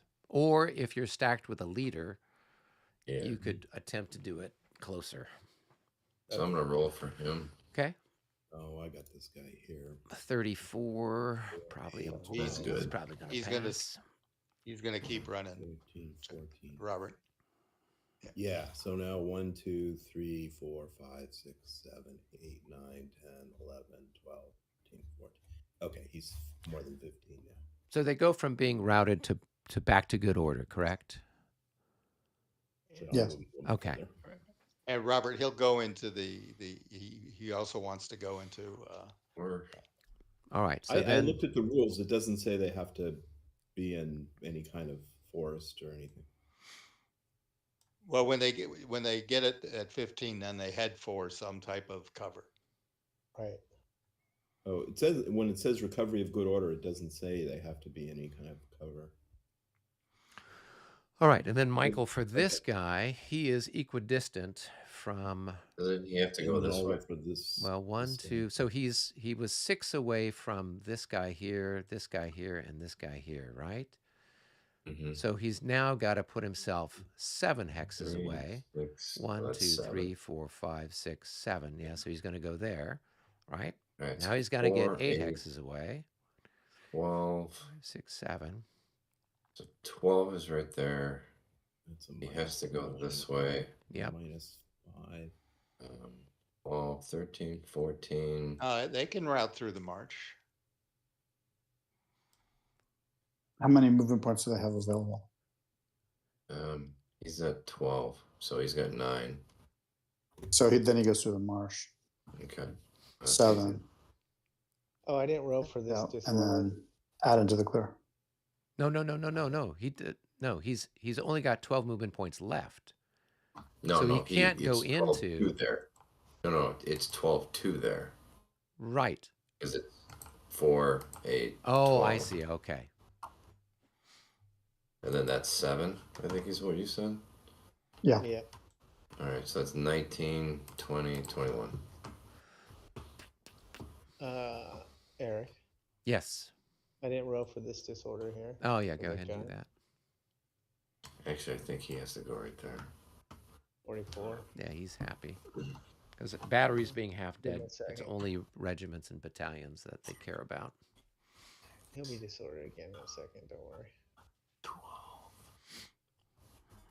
Okay. All right, so I have my last and most difficult one. Which is So who? he Oh, is yeah, that 3 guy. away, 3 away, 1, 2, 3, 4 4. away. Yep. So I assume I go to there. Yep. And now he's 1, 2, Now I'm 3 1, away. 2, So now he's 3. got to go there. 1, 2, 3. Or yeah, I he's got assume it. I've No, he's done got to that. go. Go So ahead. here, move back to where he was. So I read through the rule, and the rule is you have to move away from the closest unit. So right now, Yeah. this guy's the closest unit. He's 1, 2. Yeah, so is this guy. Yeah. But yeah. So you'd move here. Yeah. So now you're 4 away from them, but this guy's the closest unit now. You're 3 away. Yes. So now you have to move so that you're 4 away from him. So you can't move there because then you're still 3 away from him. So then you have to move there. And that's what Mitch was trying to get at last week. But we had already gone through and done a bunch of stuff. So it's not a case of where you're going to be has to be. It's at the moment you're going to move him, he's got to move away from the closest unit. So you can't move him here because you'd have to move him here. And he's just going to zigzag down through this alleyway as he moves back and forth. Okay. So he would So go 1, there, 2, right? And then he's 1, 2, 3. 3. And then he'd go here. And then he's 1, 2, 4. 3. And then he's going to go there. Or he could go there. No, he won't. Yeah, he can't go Yeah, there. he could go now. there, right? Brennan has a different interpretation of this rule. Well, I read through the rule, and it's as simple as it can be. It's just you have to move away from the closest unit. And Well, that's the so, way I read it. yeah. But Brennan has a different reading, and we're playing a different rule in the other game, just to be clear. That's okay. So I just want us then to be now consistent. 1, I 2, don't 3, care. 4. He's 4 away. 1, 2, that's 3, 5, right? 4. He's 4 1, away. 2, 3, 4. Yeah, Right. 4. So now you have a choice. You can move there. Yep. And now 1, 2, 3, 4. 1, 2, 3, 4, 5. So you have to move away from this guy. So now you would move him into the woods. That unit's probably out of movement points to get to the woods because it's already spent a bunch to get here. It doesn't have many. So it was 1, here. 2, So 3, 1, 2, 4, 3, 8. 4, 5, 6, 7, 8. It only has 7. Oh, so it would only be has here. 7. It only has 6. Oh, because he's exhausted. Right. He's got 6. Okay. So how many is it to there? Yeah. So he doesn't have enough to go anywhere 1, else. 2, 3, 4. Yeah. Yeah. So then Does that he have? means He that- hasn't spent all his movement points though. How many has he spent to get here? 1, 2, 3, 4, 5. So it has to go So to he that has, he has large one left. He has one left. He has to keep routing because you have to use all your No, movement. to try so to he get was it. here. So he's gone. Yeah. So he went 1, 2, 3, Yeah. 4. 4. So he's got 5, 6. He's got 2 movement points left. And if you can't go into the brush, then you have to keep moving through the clears. So then he's going to go here and here. And But even though it puts me closer to the enemy? Because you have to spend all your movement points. You have to move away if possible, but then if it's not possible, you still have to expend the movement points. Okay.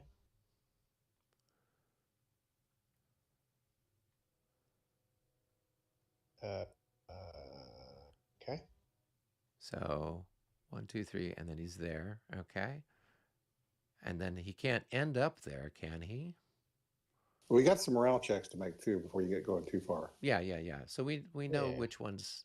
These guys have to make a round check. These guys and these guys. Well, I'm artillery, but yeah. And so then now where do does I he go? displace? If it's still a case of going through the most economical terrain, it's going to be this way. Well, I'm and done. then- Well, Here's now that. he So do I now he displace? just displays. Oh, okay. You can displace into the brush, for example. Does he displace or does the other guy displace? The routed unit displaces. Oh, The okay. worst off morale unit displaces. Okay. So now then we got morale checks. So these guys are going to have a minus 12 and then another minus 3 for the force march. So they'll have a minus 15, but they're with Latour Malberg. So it's No. There's no. Oh, wait. I thought you meant force march in terms of action last turn. Never right. mind. No, they force march this turn, right? Yeah, but they passed the morale check. No. But But as long as any turn that if they did any morale check they have to make in a turn that they did the force march, they have the minus 3. So they have the minus 3 for the rest of this turn. Then starting next turn, if they don't do any more force marches, they're fine and dandy. But the turn that they did the force march, they have the minus 3 for the whole turn. But it's while they force march. They've completed their force march. So Well, read the rules. The last sentence of 13.3.4, while they force march. Brennan, with how do you calculate the movement points for that routed one? Is it the 1.5 and then thirded? Yeah. Okay, yeah. All right, so that would be 17 thirded would be 6. So he would end, and he started here. It'd be 1, 2, 3, 4. Okay, 5, 6. Yeah. Yeah. Okay. Right. All units that force march modify the morale check for minus 3 for any event that occurs, which requires a morale check while they force march. They force march this turn. So they're going to have. Yeah, they completed it, but they still force march this turn, Michael.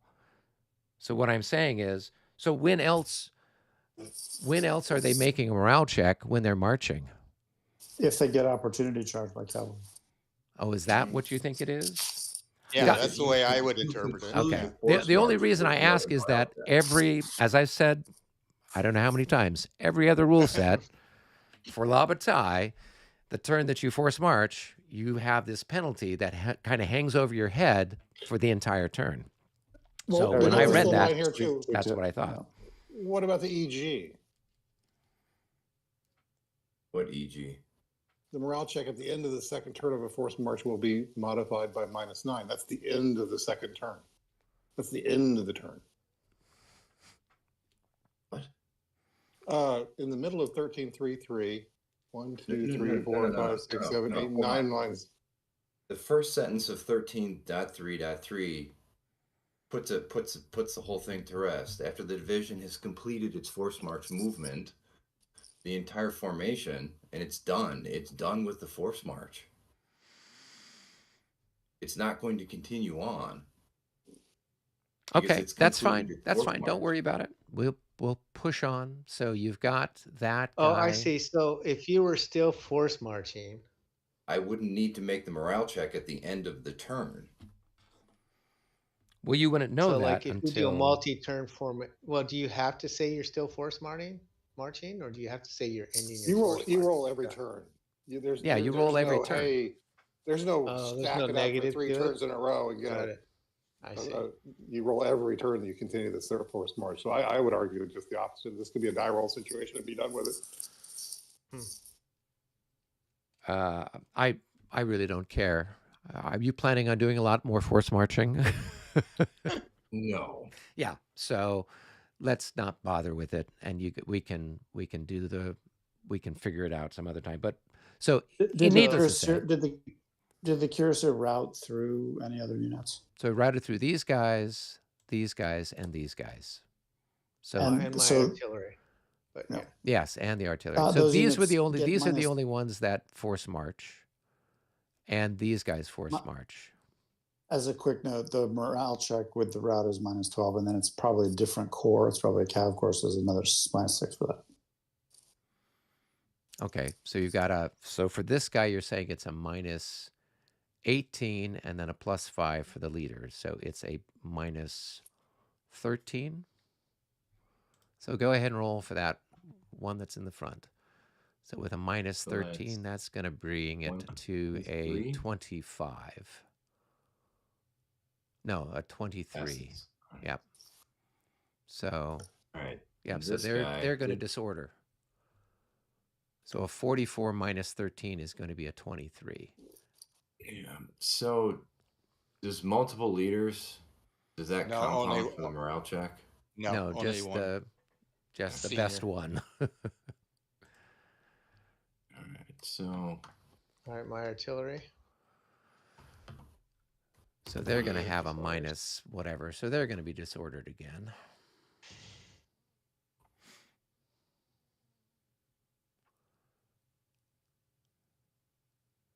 Mitch, as a quick aside, the involuntary movement algorithm that uses a scalar distance doesn't produce a zigzag; it produces a straight line movement. The triggering unit produces a zigzag movement in these types of situations. One might be seen as a little silly. Oh yeah, I agree. I agree that your interpretation makes more sense. But And both that- are equally and that's valid why- readings of the English. Yeah. And because of that making more sense, Okay, so Michael, this and I one like passed. how it works to use your method. Yeah, they both passed. I'm agreeing that your method is the better approach. And we're I seeing just it want to be because of the consistent. zigzag. Now we've Yep. changed it twice, and so for me, let's just pick one and stick with it. So Michael, so this was your 42? yeah. Okay. And it's going to have a minus 18. So that's going to make it 12. And I don't know what your leader adds in. Wait. Well, minus 18, but what's his leader? Why would it jump up to 18 from 13? Because your leader dropped it last time. Yeah, because the leader here, you had a leader there that makes it a Plus plus 5. 5. You've got Latour Malberg stacked there. So this one here is 18, and it looks like the leader is a 3. No, It that's becomes a mine. What's his 15. leaders? Look at your leaders. You have 2 leaders there, 3 leaders there. Which one's the best? Yeah. It's a 3 is the best. All right. So that's going to drop it down to So 15. So what is it? 42 minus 15. So that is so they're going 2.5 dice. So that's so if it was 19. A 42 minus, yeah. All right. So they'll fail. Yeah. All right. So they're going to disorder. Yeah, disorder.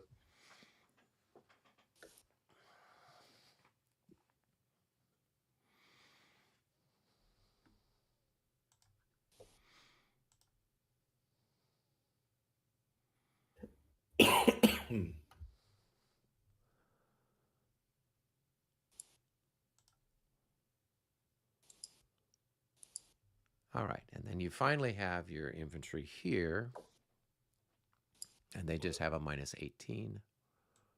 Roll to 64 for 64, so they're happy. Okay, now that we're done, which one are we using?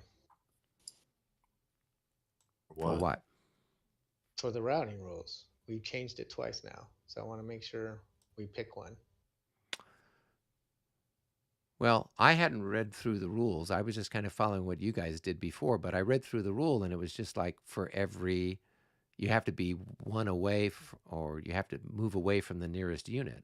So what do you do in a case where you've got, an odd number of hexes? Do you do a zigzag? Because then you're following what it says in the rules, where you're moving one away. But it's also causative in terms of if possible. So it's not an absolute. Well, it was if possible. So I The English there can probably be read in 2 different equally valid ways. One way that the English can be read indicates that the unit, that only a single unit drives the distance, the closest unit. Whereas the other one uses what I would call a scalar distance. So you just measure the distance total before and after, and you're trying to increase the total distance. Either interpretation is equally valid of the English, but you got to decide between one of the 2. Right. So this is the scalar distance will avoid zigzags. And just to be clear, I agree the rule is read a certain way, but Yeah, I I'd mean, much just prefer reading it, Brennan's it was approach. units conducting involuntary movement must follow a path of retreat as follows. When a unit conducts involuntary movement, route, recoil, or bounce, each hex entered must be 1 hex further from the nearest enemy unit, if possible. If not possible, the owning player chooses the hex to be entered.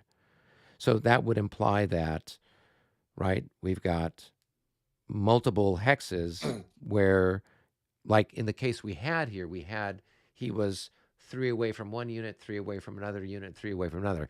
So he had multiple units that were within 3 of him. Then he's got a choice of which way to go, because he can't get away from all of them equally because of what it is. If you use a scalar distance, which is the distance to just measure it before, measure it after, you're trying to increase the distance when you're done, it avoids the zigzag problem. So where does it talk about that in the rules? Is there another section somewhere, or I don't understand? It's inherent in the word further. It's whether or not at the end of the movement you need to be further than the closest enemy movement unit. So if you start 3 away, you need to be 4 away from the nearest enemy unit. And this calculation is sort of fluid. It applies both at the beginning and the end. At the end. Because if you're 3 from one and 4 from another, and you get pushed off by the triggering unit at 3, but it pushes you into 3 of the other, you haven't actually increased the distance. So then you could choose. See, and it creates a smooth non-zigzag pathway. So then the question is, which unit are you using as the trigger? The original one that caused the action? So like when we had the charge here, is it a case where he's moving away from that, and that's the only unit that we're measuring it against? It's not so much of a trigger. It's how close is he to an enemy unit? If it's 3, he needs to be now 4 at the end of the movement. It can be read either way. Either one is equally valid reading of the English. You just got to pick which one. And for me, which one makes the most sense for A? This zigzag thing makes no sense. Or just for gameplay reasons that keeps it simple and moving. And I just want to be... Yeah, Brennan's is simpler and more realistic. It hits all the buttons. So I don't understand if that's the case, then how are you necessarily moving away from? Then you're basically picking and going any path you want to, and just ignoring the fact that you aren't getting any further away from anybody. When there are equidistant units, that's correct. But as soon as you get out past that place where it's equidistant, then it's going to drive you. It causes, it gives you more flexibility when you're in an equidistant zone, like in a pocket. Then there's some level of flexibility. But as soon as you reach the edge of the pocket, it pushes you out. And you have to, and because you have to spend all your movement points to try to get out, it's going to force you out to the edge of the pocket, and then it will drive you directly away. Mm. And so me, like squinting my eyes, I see there's stuff here. So inherently, I'm trying to move away from that stuff, and I'm just going. Right. Just arithmetically, what it does is it drives the routing unit to the center line of a pocket, and then it drives it out along the center line. That's how the geometry works. Right. Provided you've got the movement points to do it, because then it looks like when you hit the brush or the forest or whatever, then you've got to adapt to the whatever movement points you have left. Yeah, there's a funky end case where you hit obstructing terrain and you don't have enough to go into it, which you would like to do, but you have enough to keep moving. Then you go along the fringe of it in the clear. It's coherent. Like it's somewhat complicatedly written, but there's a coherence to it. Okay. All right. Well, we're not going to have anybody else retreating for the rest of the game, so we're not going to have to worry about that, are we? We're definitely stress testing the rules here. And the English can be read either way. It's just a matter of picking which way you want to read it. Well, and part of my challenge, gentlemen, and apologize as I always do, is that, I play Premiere, I'm playing 5th edition, and, there's Or these, Each yeah, one playing has their own bar, nuance. right? Playing this new Albuera game, playing the ALAO 1807 game. But, yeah, but with like the other La Bataille stuff, I'm like, this is how the retreats work, or this is how this works, or whatever. And so I'm just like, ah. So I will continue to defer to people. So basically, read the rules, but don't necessarily follow what the language says. There's some other interpretation to how it should be figured out. Well, Is that the language of that particular rule is ambiguous English. That's the problem. The English, it's not so perfectly debugged that it can't be read more than one way. It can actually be read two ways. Either a single unit triggers, or it's this distance measurement. It can be read equally well either way. And so there's no answer, but you got to pick one. What will happen, I think, is that the community will develop a way that the community is comfortable reading that, and then there's community knowledge, as opposed to a bunch of individuals. Oh, I read it that way. I read it that way. I read it that way. Eventually, we'll get some common agreement on it and play that way. Yeah, I'll have to see.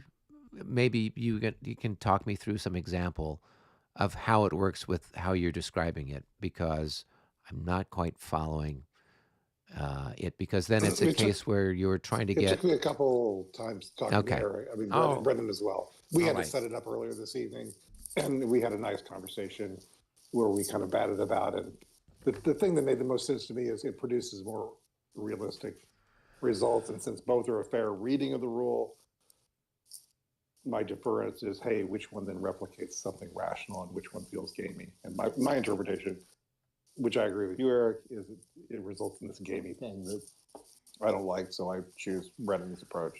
Yeah, I don't see it as gamey or not. I just see it as it follows what the retreat rules are. I mean, if they had written them better, like another rule set, then it would be easier to follow. But since it's not, then you're looking at, okay, here you're now closer to this guy. Now you got to move away. Now you're closer to that guy. You got to move away. And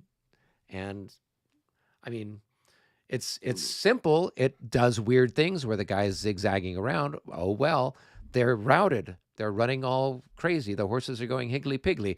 You could come up with a story about it where they're not going in a straight line because the horses have gone nuts or the infantry are running wild. So, yeah. They hear an explosion over there. They're bolting and running that way. So I don't see it necessarily as gamey or not gamey. I don't see that that's a gamey thing to be doing that. I think it's just we could come up with some historical rationale for it that I don't think would be out of place at all. I've been on plenty of horses that do crazy things, and yeah, I've seen a friend get thrown off a horse because a bee went by the horse's nose. So I think it's algorithmic. If you look at some Atari games, the screens are actually a torus, where you go off the left, you come on the right, or you go off the top, you come on the bottom. Right. And sometimes what will happen is when the sprite gets right to the edge of it, it'll flip back and forth between top and bottom, top and bottom. That's an algorithmic effect. This, I think the zigzag may be an algorithmic effect, but it doesn't matter. Yeah. We can go through it offline.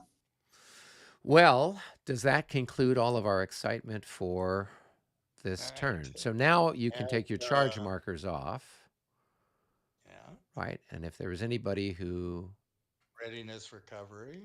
So readiness recovery before the charge markers come off. So... I'm going to ask about any artillery resupply rolls. I already made mine. Question about that. Did we get to use leader bonus for the artillery resupply? No, that would be nice. Robert, this marker here comes off, and this marker here does not. So this guy remains exhausted? The guy here moved, so he remains exhausted. He moved more than half. This guy didn't move at all, so he comes off the exhausted. Okay. Oh yeah, you're right. I did move him. Okay. So I was this wondering comes why back. he had a charge marker on him, since he couldn't charge in the. Yeah, it was just to indicate that he wasn't eligible for recovery. Okay. Yeah. No, he couldn't recover. The one I put that blue thing on, he was not recoverable this turn. So it was the opposite. I just did the opposite what I was supposed to do. Yes, the one that I put that extra charge marker on was to indicate he was not eligible. Oh, okay. So this guy, okay, there. Yeah. All righty. And then I got one artillery down here. I'll roll for. Close, but It's no gotta be a cigar. 5 or a 6. 5 or right? 6, yeah. Yeah. They're just I twiddling failed their every one of thumbs. mine, so there I feel your pain. I should have had at least a couple. I think I got all my good rolls on the assaults, so I can't complain. Good use. Yeah. I'd rather have luck with that. So, okay. So then, is there anything else we can do, or we just advance the clock now? Can we, well, advance the clock, but we can do a command assignments tonight. Yep. We got to do all that now. So it's now the, what is this? The 12:20 turn. We got to remove the moved markers. Oh, yeah. Hit the moved Done. button. Okay. All right. We can go to our separate command. Tense. All right, Rick, you want to roll for Napoleon?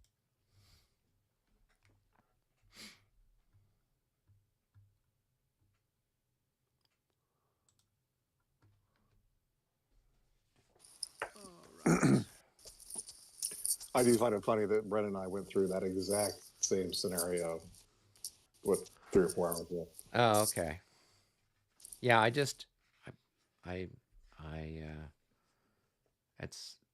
know that there's different ways of doing things, so I might be laboring under the, impressions of a different thing there. All right, so let's roll. I think Ed would agree with Brennan.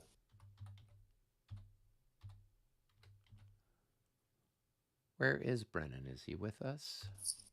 I'm right here. Yeah. Okay. Somebody rolls for our exciting stuff. Roll a 21, 22, or 23. A 61. Well, that's probably pretty good. What is that? Reserve batteries released. 1 command. They're already released. Yep. Okay. No extra mu, though. No extra moo. Moo-free existence. All right. So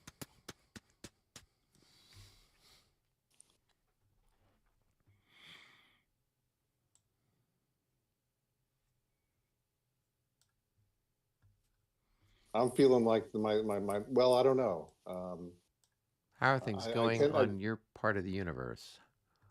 I tend to think that the Lavrov is still the man with what I've got facing me. Okay. Even though I'd like to move Doktorov, I think that's just not going to happen. Lavrov is always your command efficiency value because he has big artillery, big cavalry, and big infantry.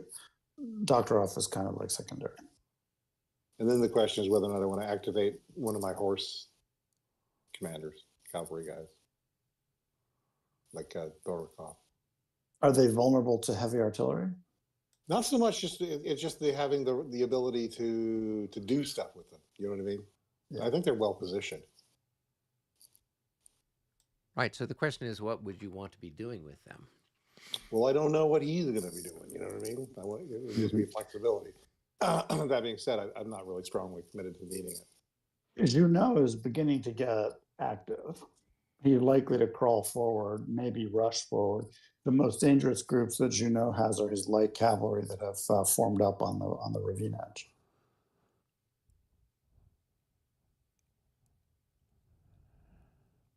Right, and you still have Ney's cavalry there opposite the Great Redoubt.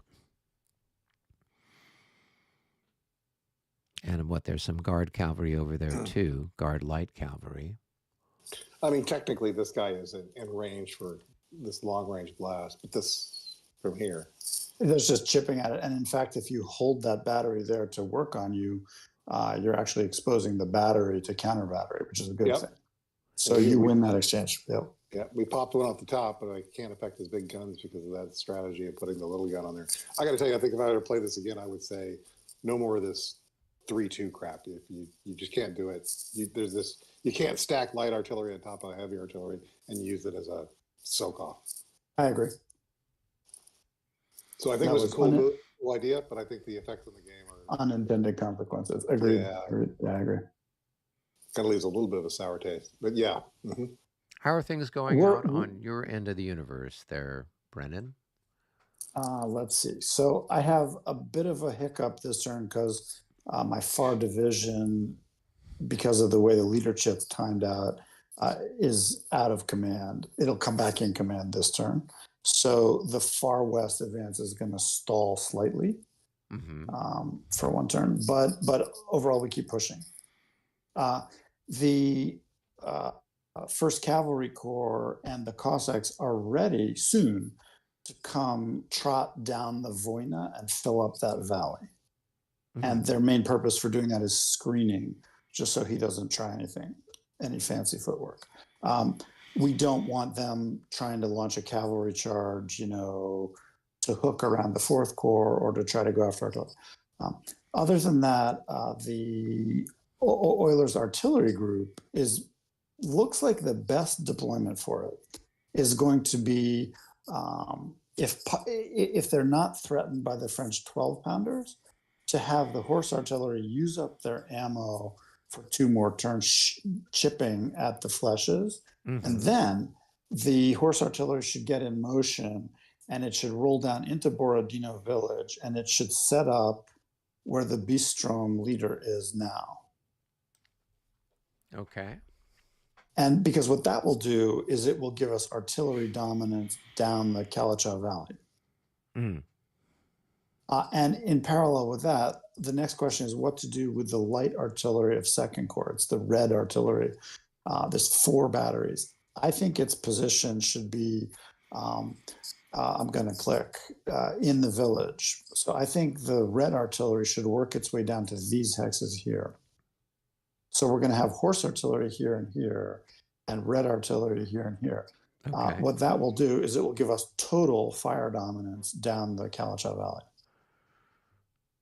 And if simultaneously Mitch, over the coming 2 turns, begins to reload his batteries, then his batteries can come up and we'll have this crescent of fire that should be able to crunch Junot. We'll need to be cognizant of command paths in the village. That's true. I would come out in front of you and you'd have to redeploy your skirmishers. Oh, absolutely. But I just need paths to run command from Lavrov over to the other side of the village. Yeah, I would. The artillery would set up back behind, and it's going to make those moves in 1 turn. So it will hustle as through. long as there's a path, we're good. Yeah. Yep. So we'll watch out. And what that will do is it will start to reunite the Second Corps artillery towards the Second Corps main infantry body. Oh yeah, totally. And that means that when the time comes, the Second Corps, the red guys, will be ready for action together with the white guards. Excellent. So I think I can live with 1 command point, so I'll donate 1 to your action. Either one of you, because both of you have great opportunities this turn. Yep. So it's Lavrov and maybe Eric should get the extra command point. Very likely, yes. With all that disruption. Yes. Yeah. So I've got the I'll definitely put 1 on that core. So Borodin, that's what the 8th Corps. So we'll have 1 for that. I'm looking at all these poles he's got, and I'm wondering if I activate this division I have over here, that's in the brush to just kind of bottle him up a little bit.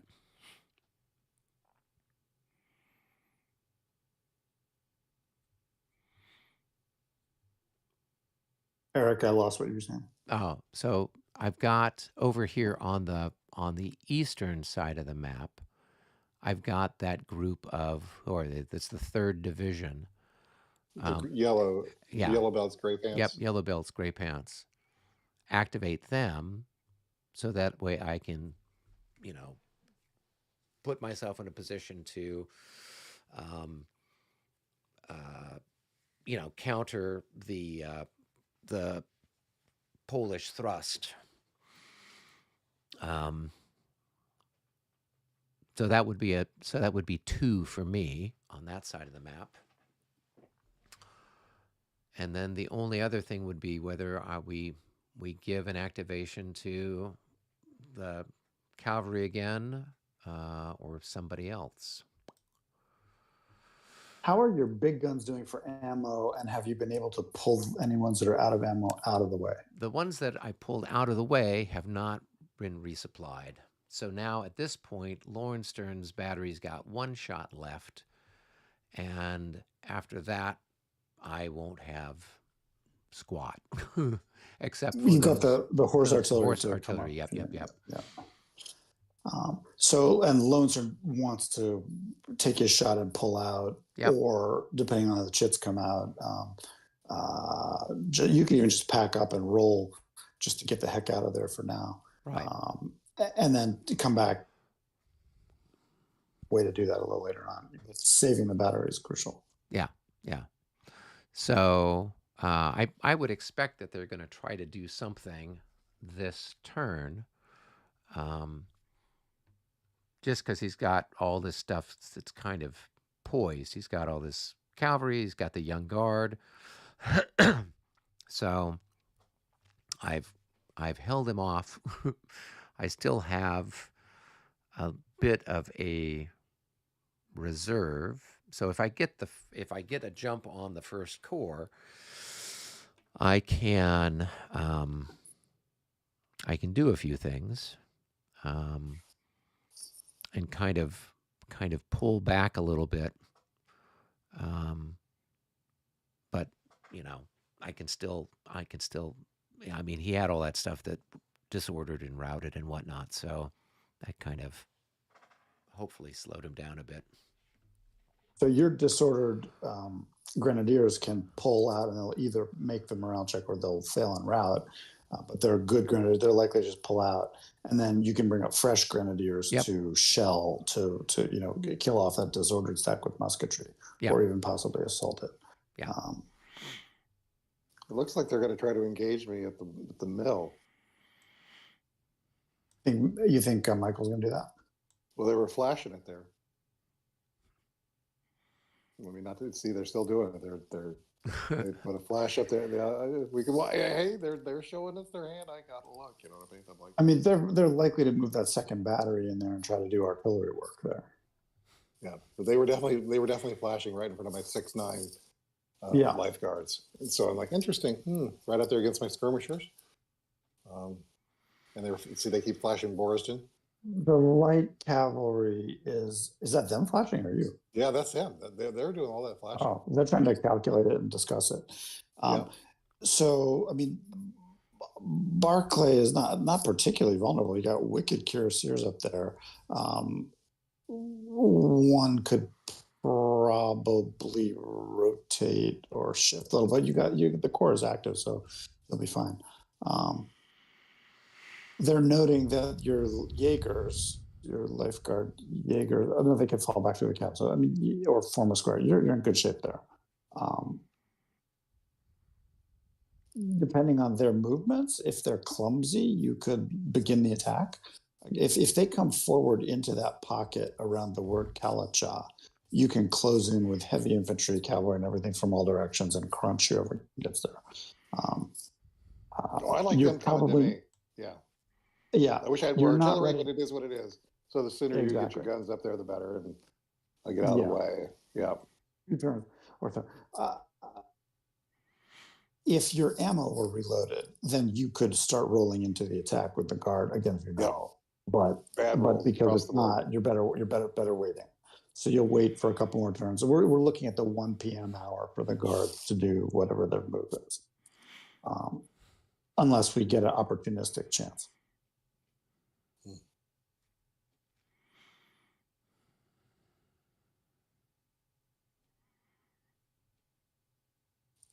Should I get my leaders of the 7th and 7th and my 2 divisions in the corps over the 7th and the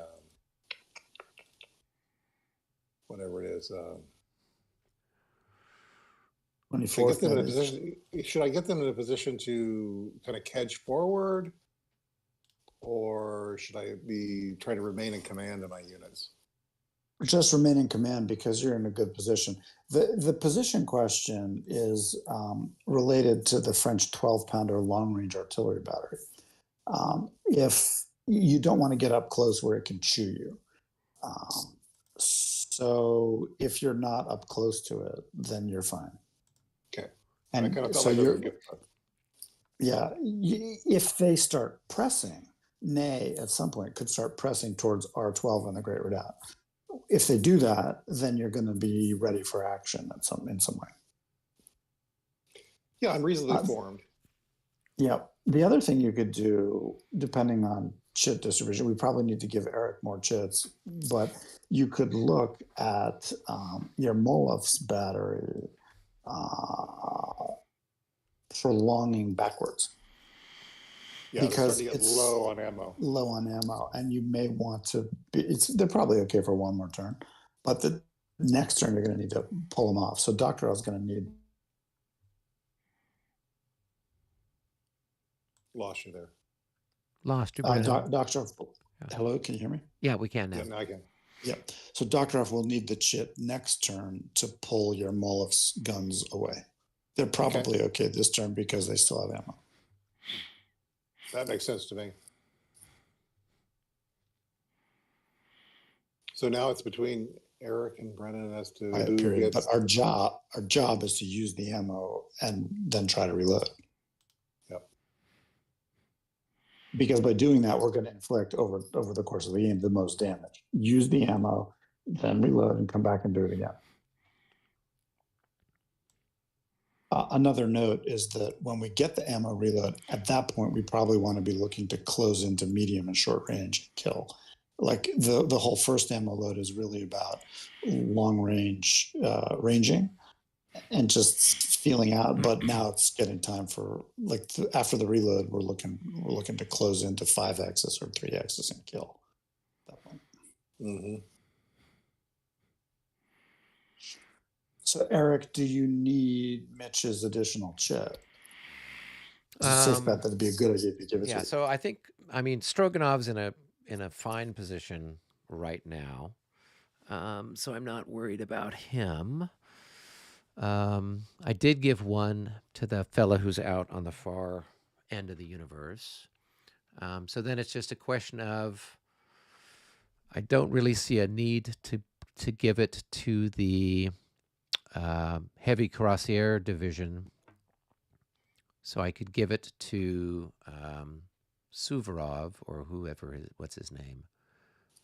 Sievers, right? Or what about Paskovich? He's out of command. I rolled for him. And Paskovich, I don't know who's Paskovich. I'm sorry. Yeah, I'll flash it. Oh, he's not cavalry. He's part of Raevsky's corps, and they are just in reserve. So depending on how things go down here, I can do something with the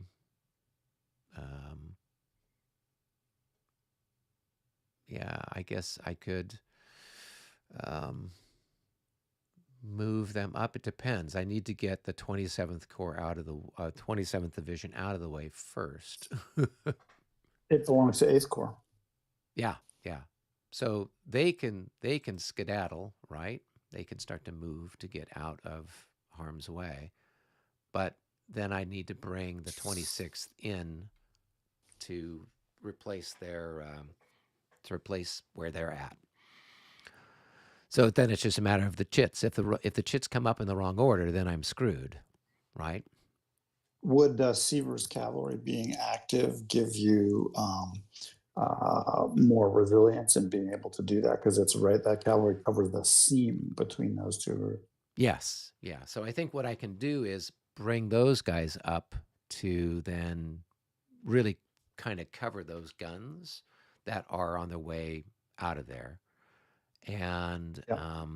And then start to fade the 27th Infantry Division east, to basically be my new reserve behind the converged Grenadiers. So kind of move them over closer to this spot over here. So get the 27th slowly moving its way over this way. So yeah, I think Sievers is going to be, I'm going to need Sievers so I can then cover the guns. You're also hoping to rescue the exhausted Uhlans under Golitsyn. You're hoping for a good draw before any of the cuirassiers or cavalry arrives on them. Yes. Well, and he activated, he didn't activate any cavalry over here other than Murat with his charge. Okay. How about Pire, like further east? He hasn't rolled for them yet. Uh-huh. So they gave it looks like they gave a command to Krasinski, who's with the 16th Division. So the infantry are in motion over there.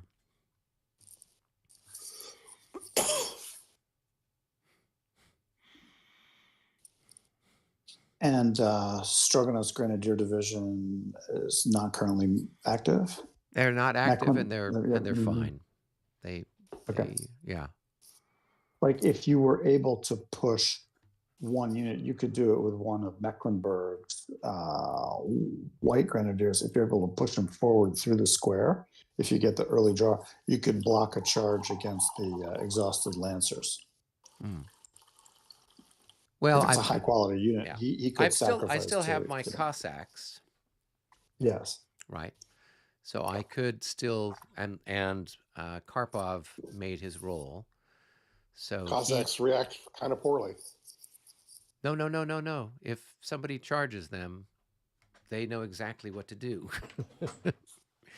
They run away. They don't have to make a roll. Oh, okay. Yeah, to run away, they don't have to make a roll. Okay. To charge, they have to make a roll. To reaction charge or to initiate a charge, they do. Yeah. But if they're just gonna skedaddle, they can skedaddle really, really well.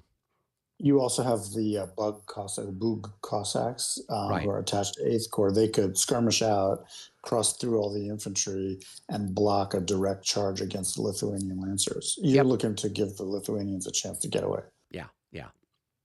So I will do my best to achieve that. So you would take Mitch's chit and maybe give it to Sievers. Yep. So that's chit number 6. Okay. So now I have to decide what to do with my Ashra. Eric, do you need my second chit? I don't think so. I think I'm okay for the moment. I mean, we'll see. It could get really ugly over here quickly, but the fact that he did this big push with his infantry and everything kind of got kicked in the face. He only had one successful thing, and that stack is just going to get pasted. I've got these guns back behind the line where Bagration is, and they just can shift back a hex, and then I can bring up some infantry, and those guys are just going to get, demolished. So that's the general game plan. I think what I'm going to experience watching you just decimate that assault. Yeah, that's such a classic. That was absolutely column comes against line. The line wins those things hands down every time. Yeah. You got some reasonable rolls, but it was just kind of average massacre. The net effect when people try that, it always works out just like that. That's the way the British try to fight. The British try to do that. Usually they don't have woods to fight behind sometimes, but usually it's hills. They're behind the slope and they're waiting for the columns to show up on the skyline, and that does the same thing. Ouch. That was the Regs 30 version, Mitch, of what I was doing against you at Austerlitz. Oh yeah. Yeah. Yeah. It was lovely bloody. I loved it. It was like, we're up close and it's nasty. And I like how as you inflict losses on, as you're dropping bodies like 50, 100, 200 men that are at the lead of this assault, it has a pronounced effect on the players' morale and on the overall disorder of the approaching corps. Yes. And kind of a realistic thing. I was just trying to, in my head, I was envisioning this thing going down, and I was like, "Oh my God, this is about as hellish as it gets." I mean, if you look over there, that's actually what happened this turn. The single regiment cavalry charge disordered the head of the Polish column marching in a pretty historical way. It didn't completely rout the whole column, but it really messed it up. Like a third to a quarter, it really did get messed up. And it's no longer a strike force. It's going to take it an hour to reorder until it can go offensively again. And ditto for the Grenadier defense there. It's a really good example of how in general in military affairs, but in the Napoleonic and in these games, how the defense works not by standing in front of the terrain. You stand behind the rough terrain. You give it to the enemy, and you kill them when they come out of it. Yeah. It's the sheltered defense version. That's basically how it really works.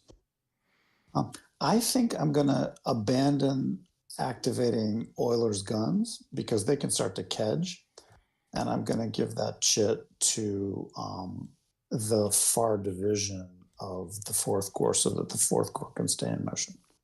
Nice. Nice. Yep. I like Let's that. keep it moving.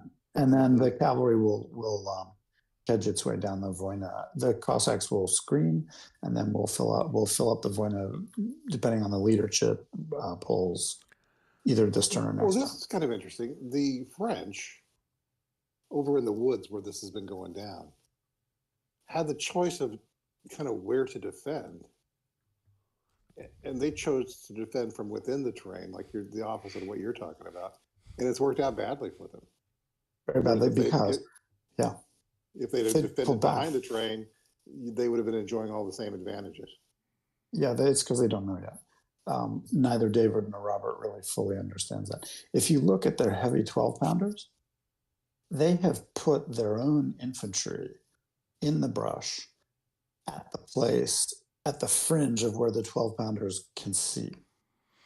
And so they blocked their own defensive fire, support fire. If they defended 2 hexes further back with some gaps in their line, the 12-pounders could shoot through the gaps at the attacking Russian infantry, right? Because the 12-pounders can hit the 3rd hex of brush, but the French are in the 3rd hex of brush.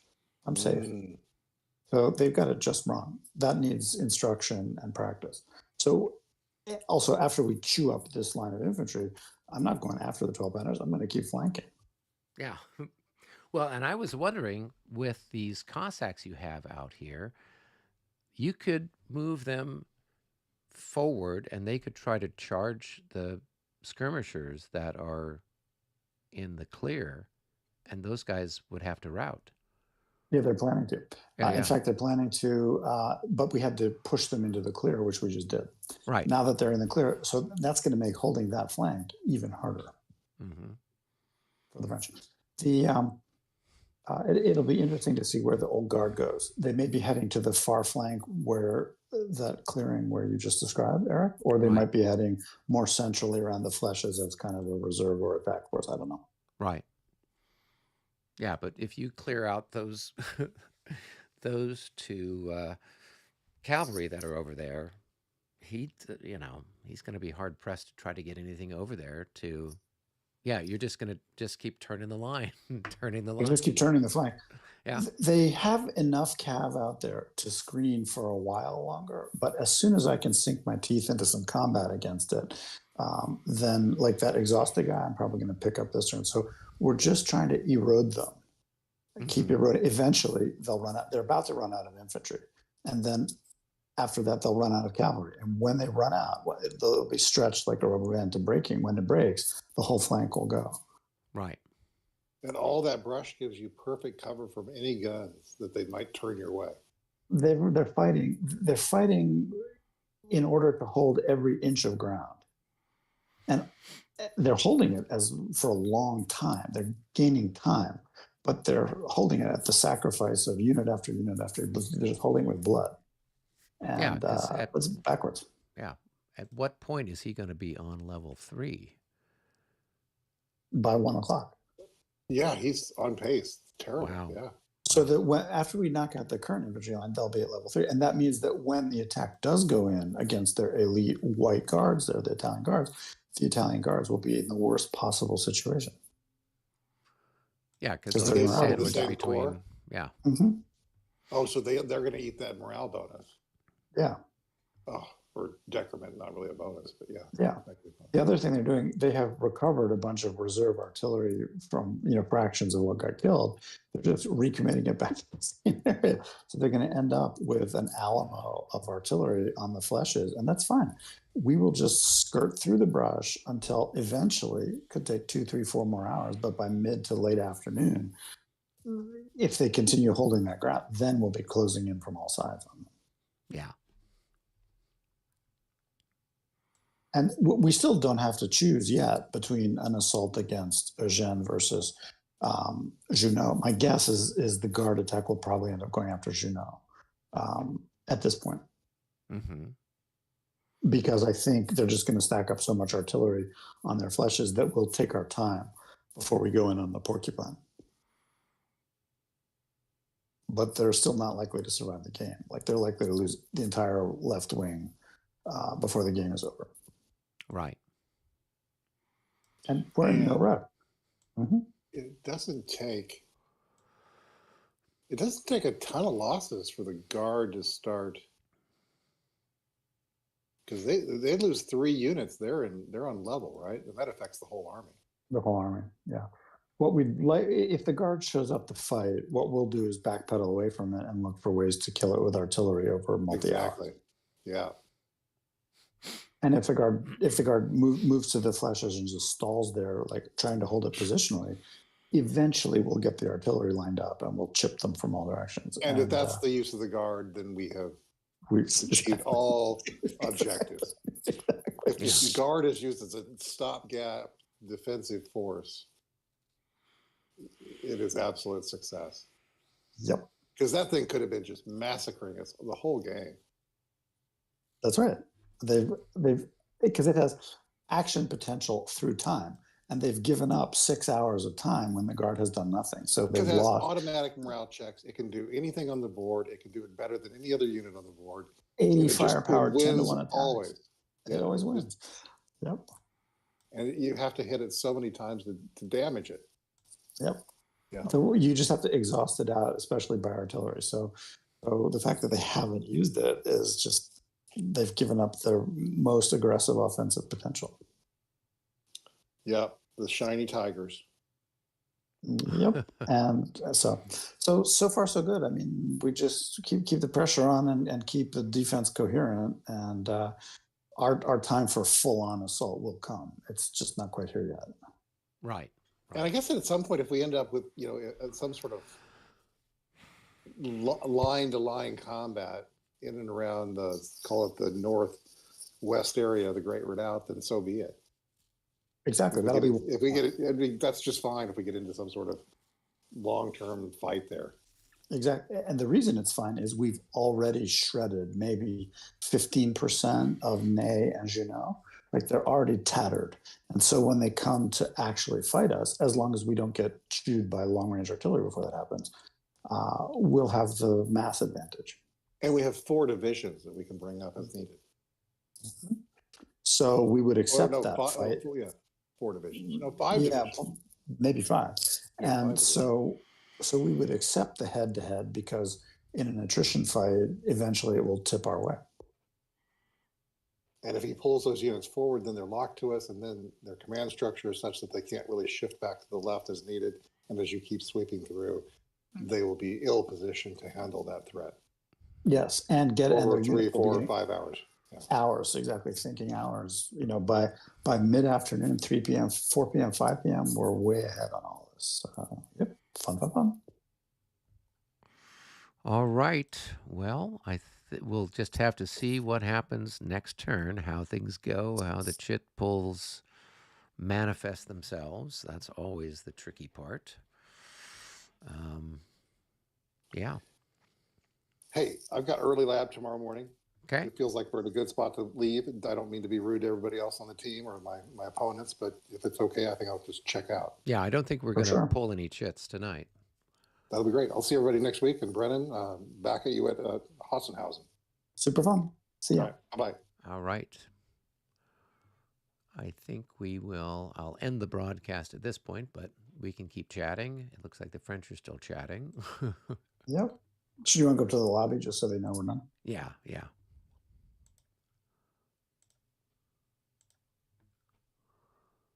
So, all right. Let's see.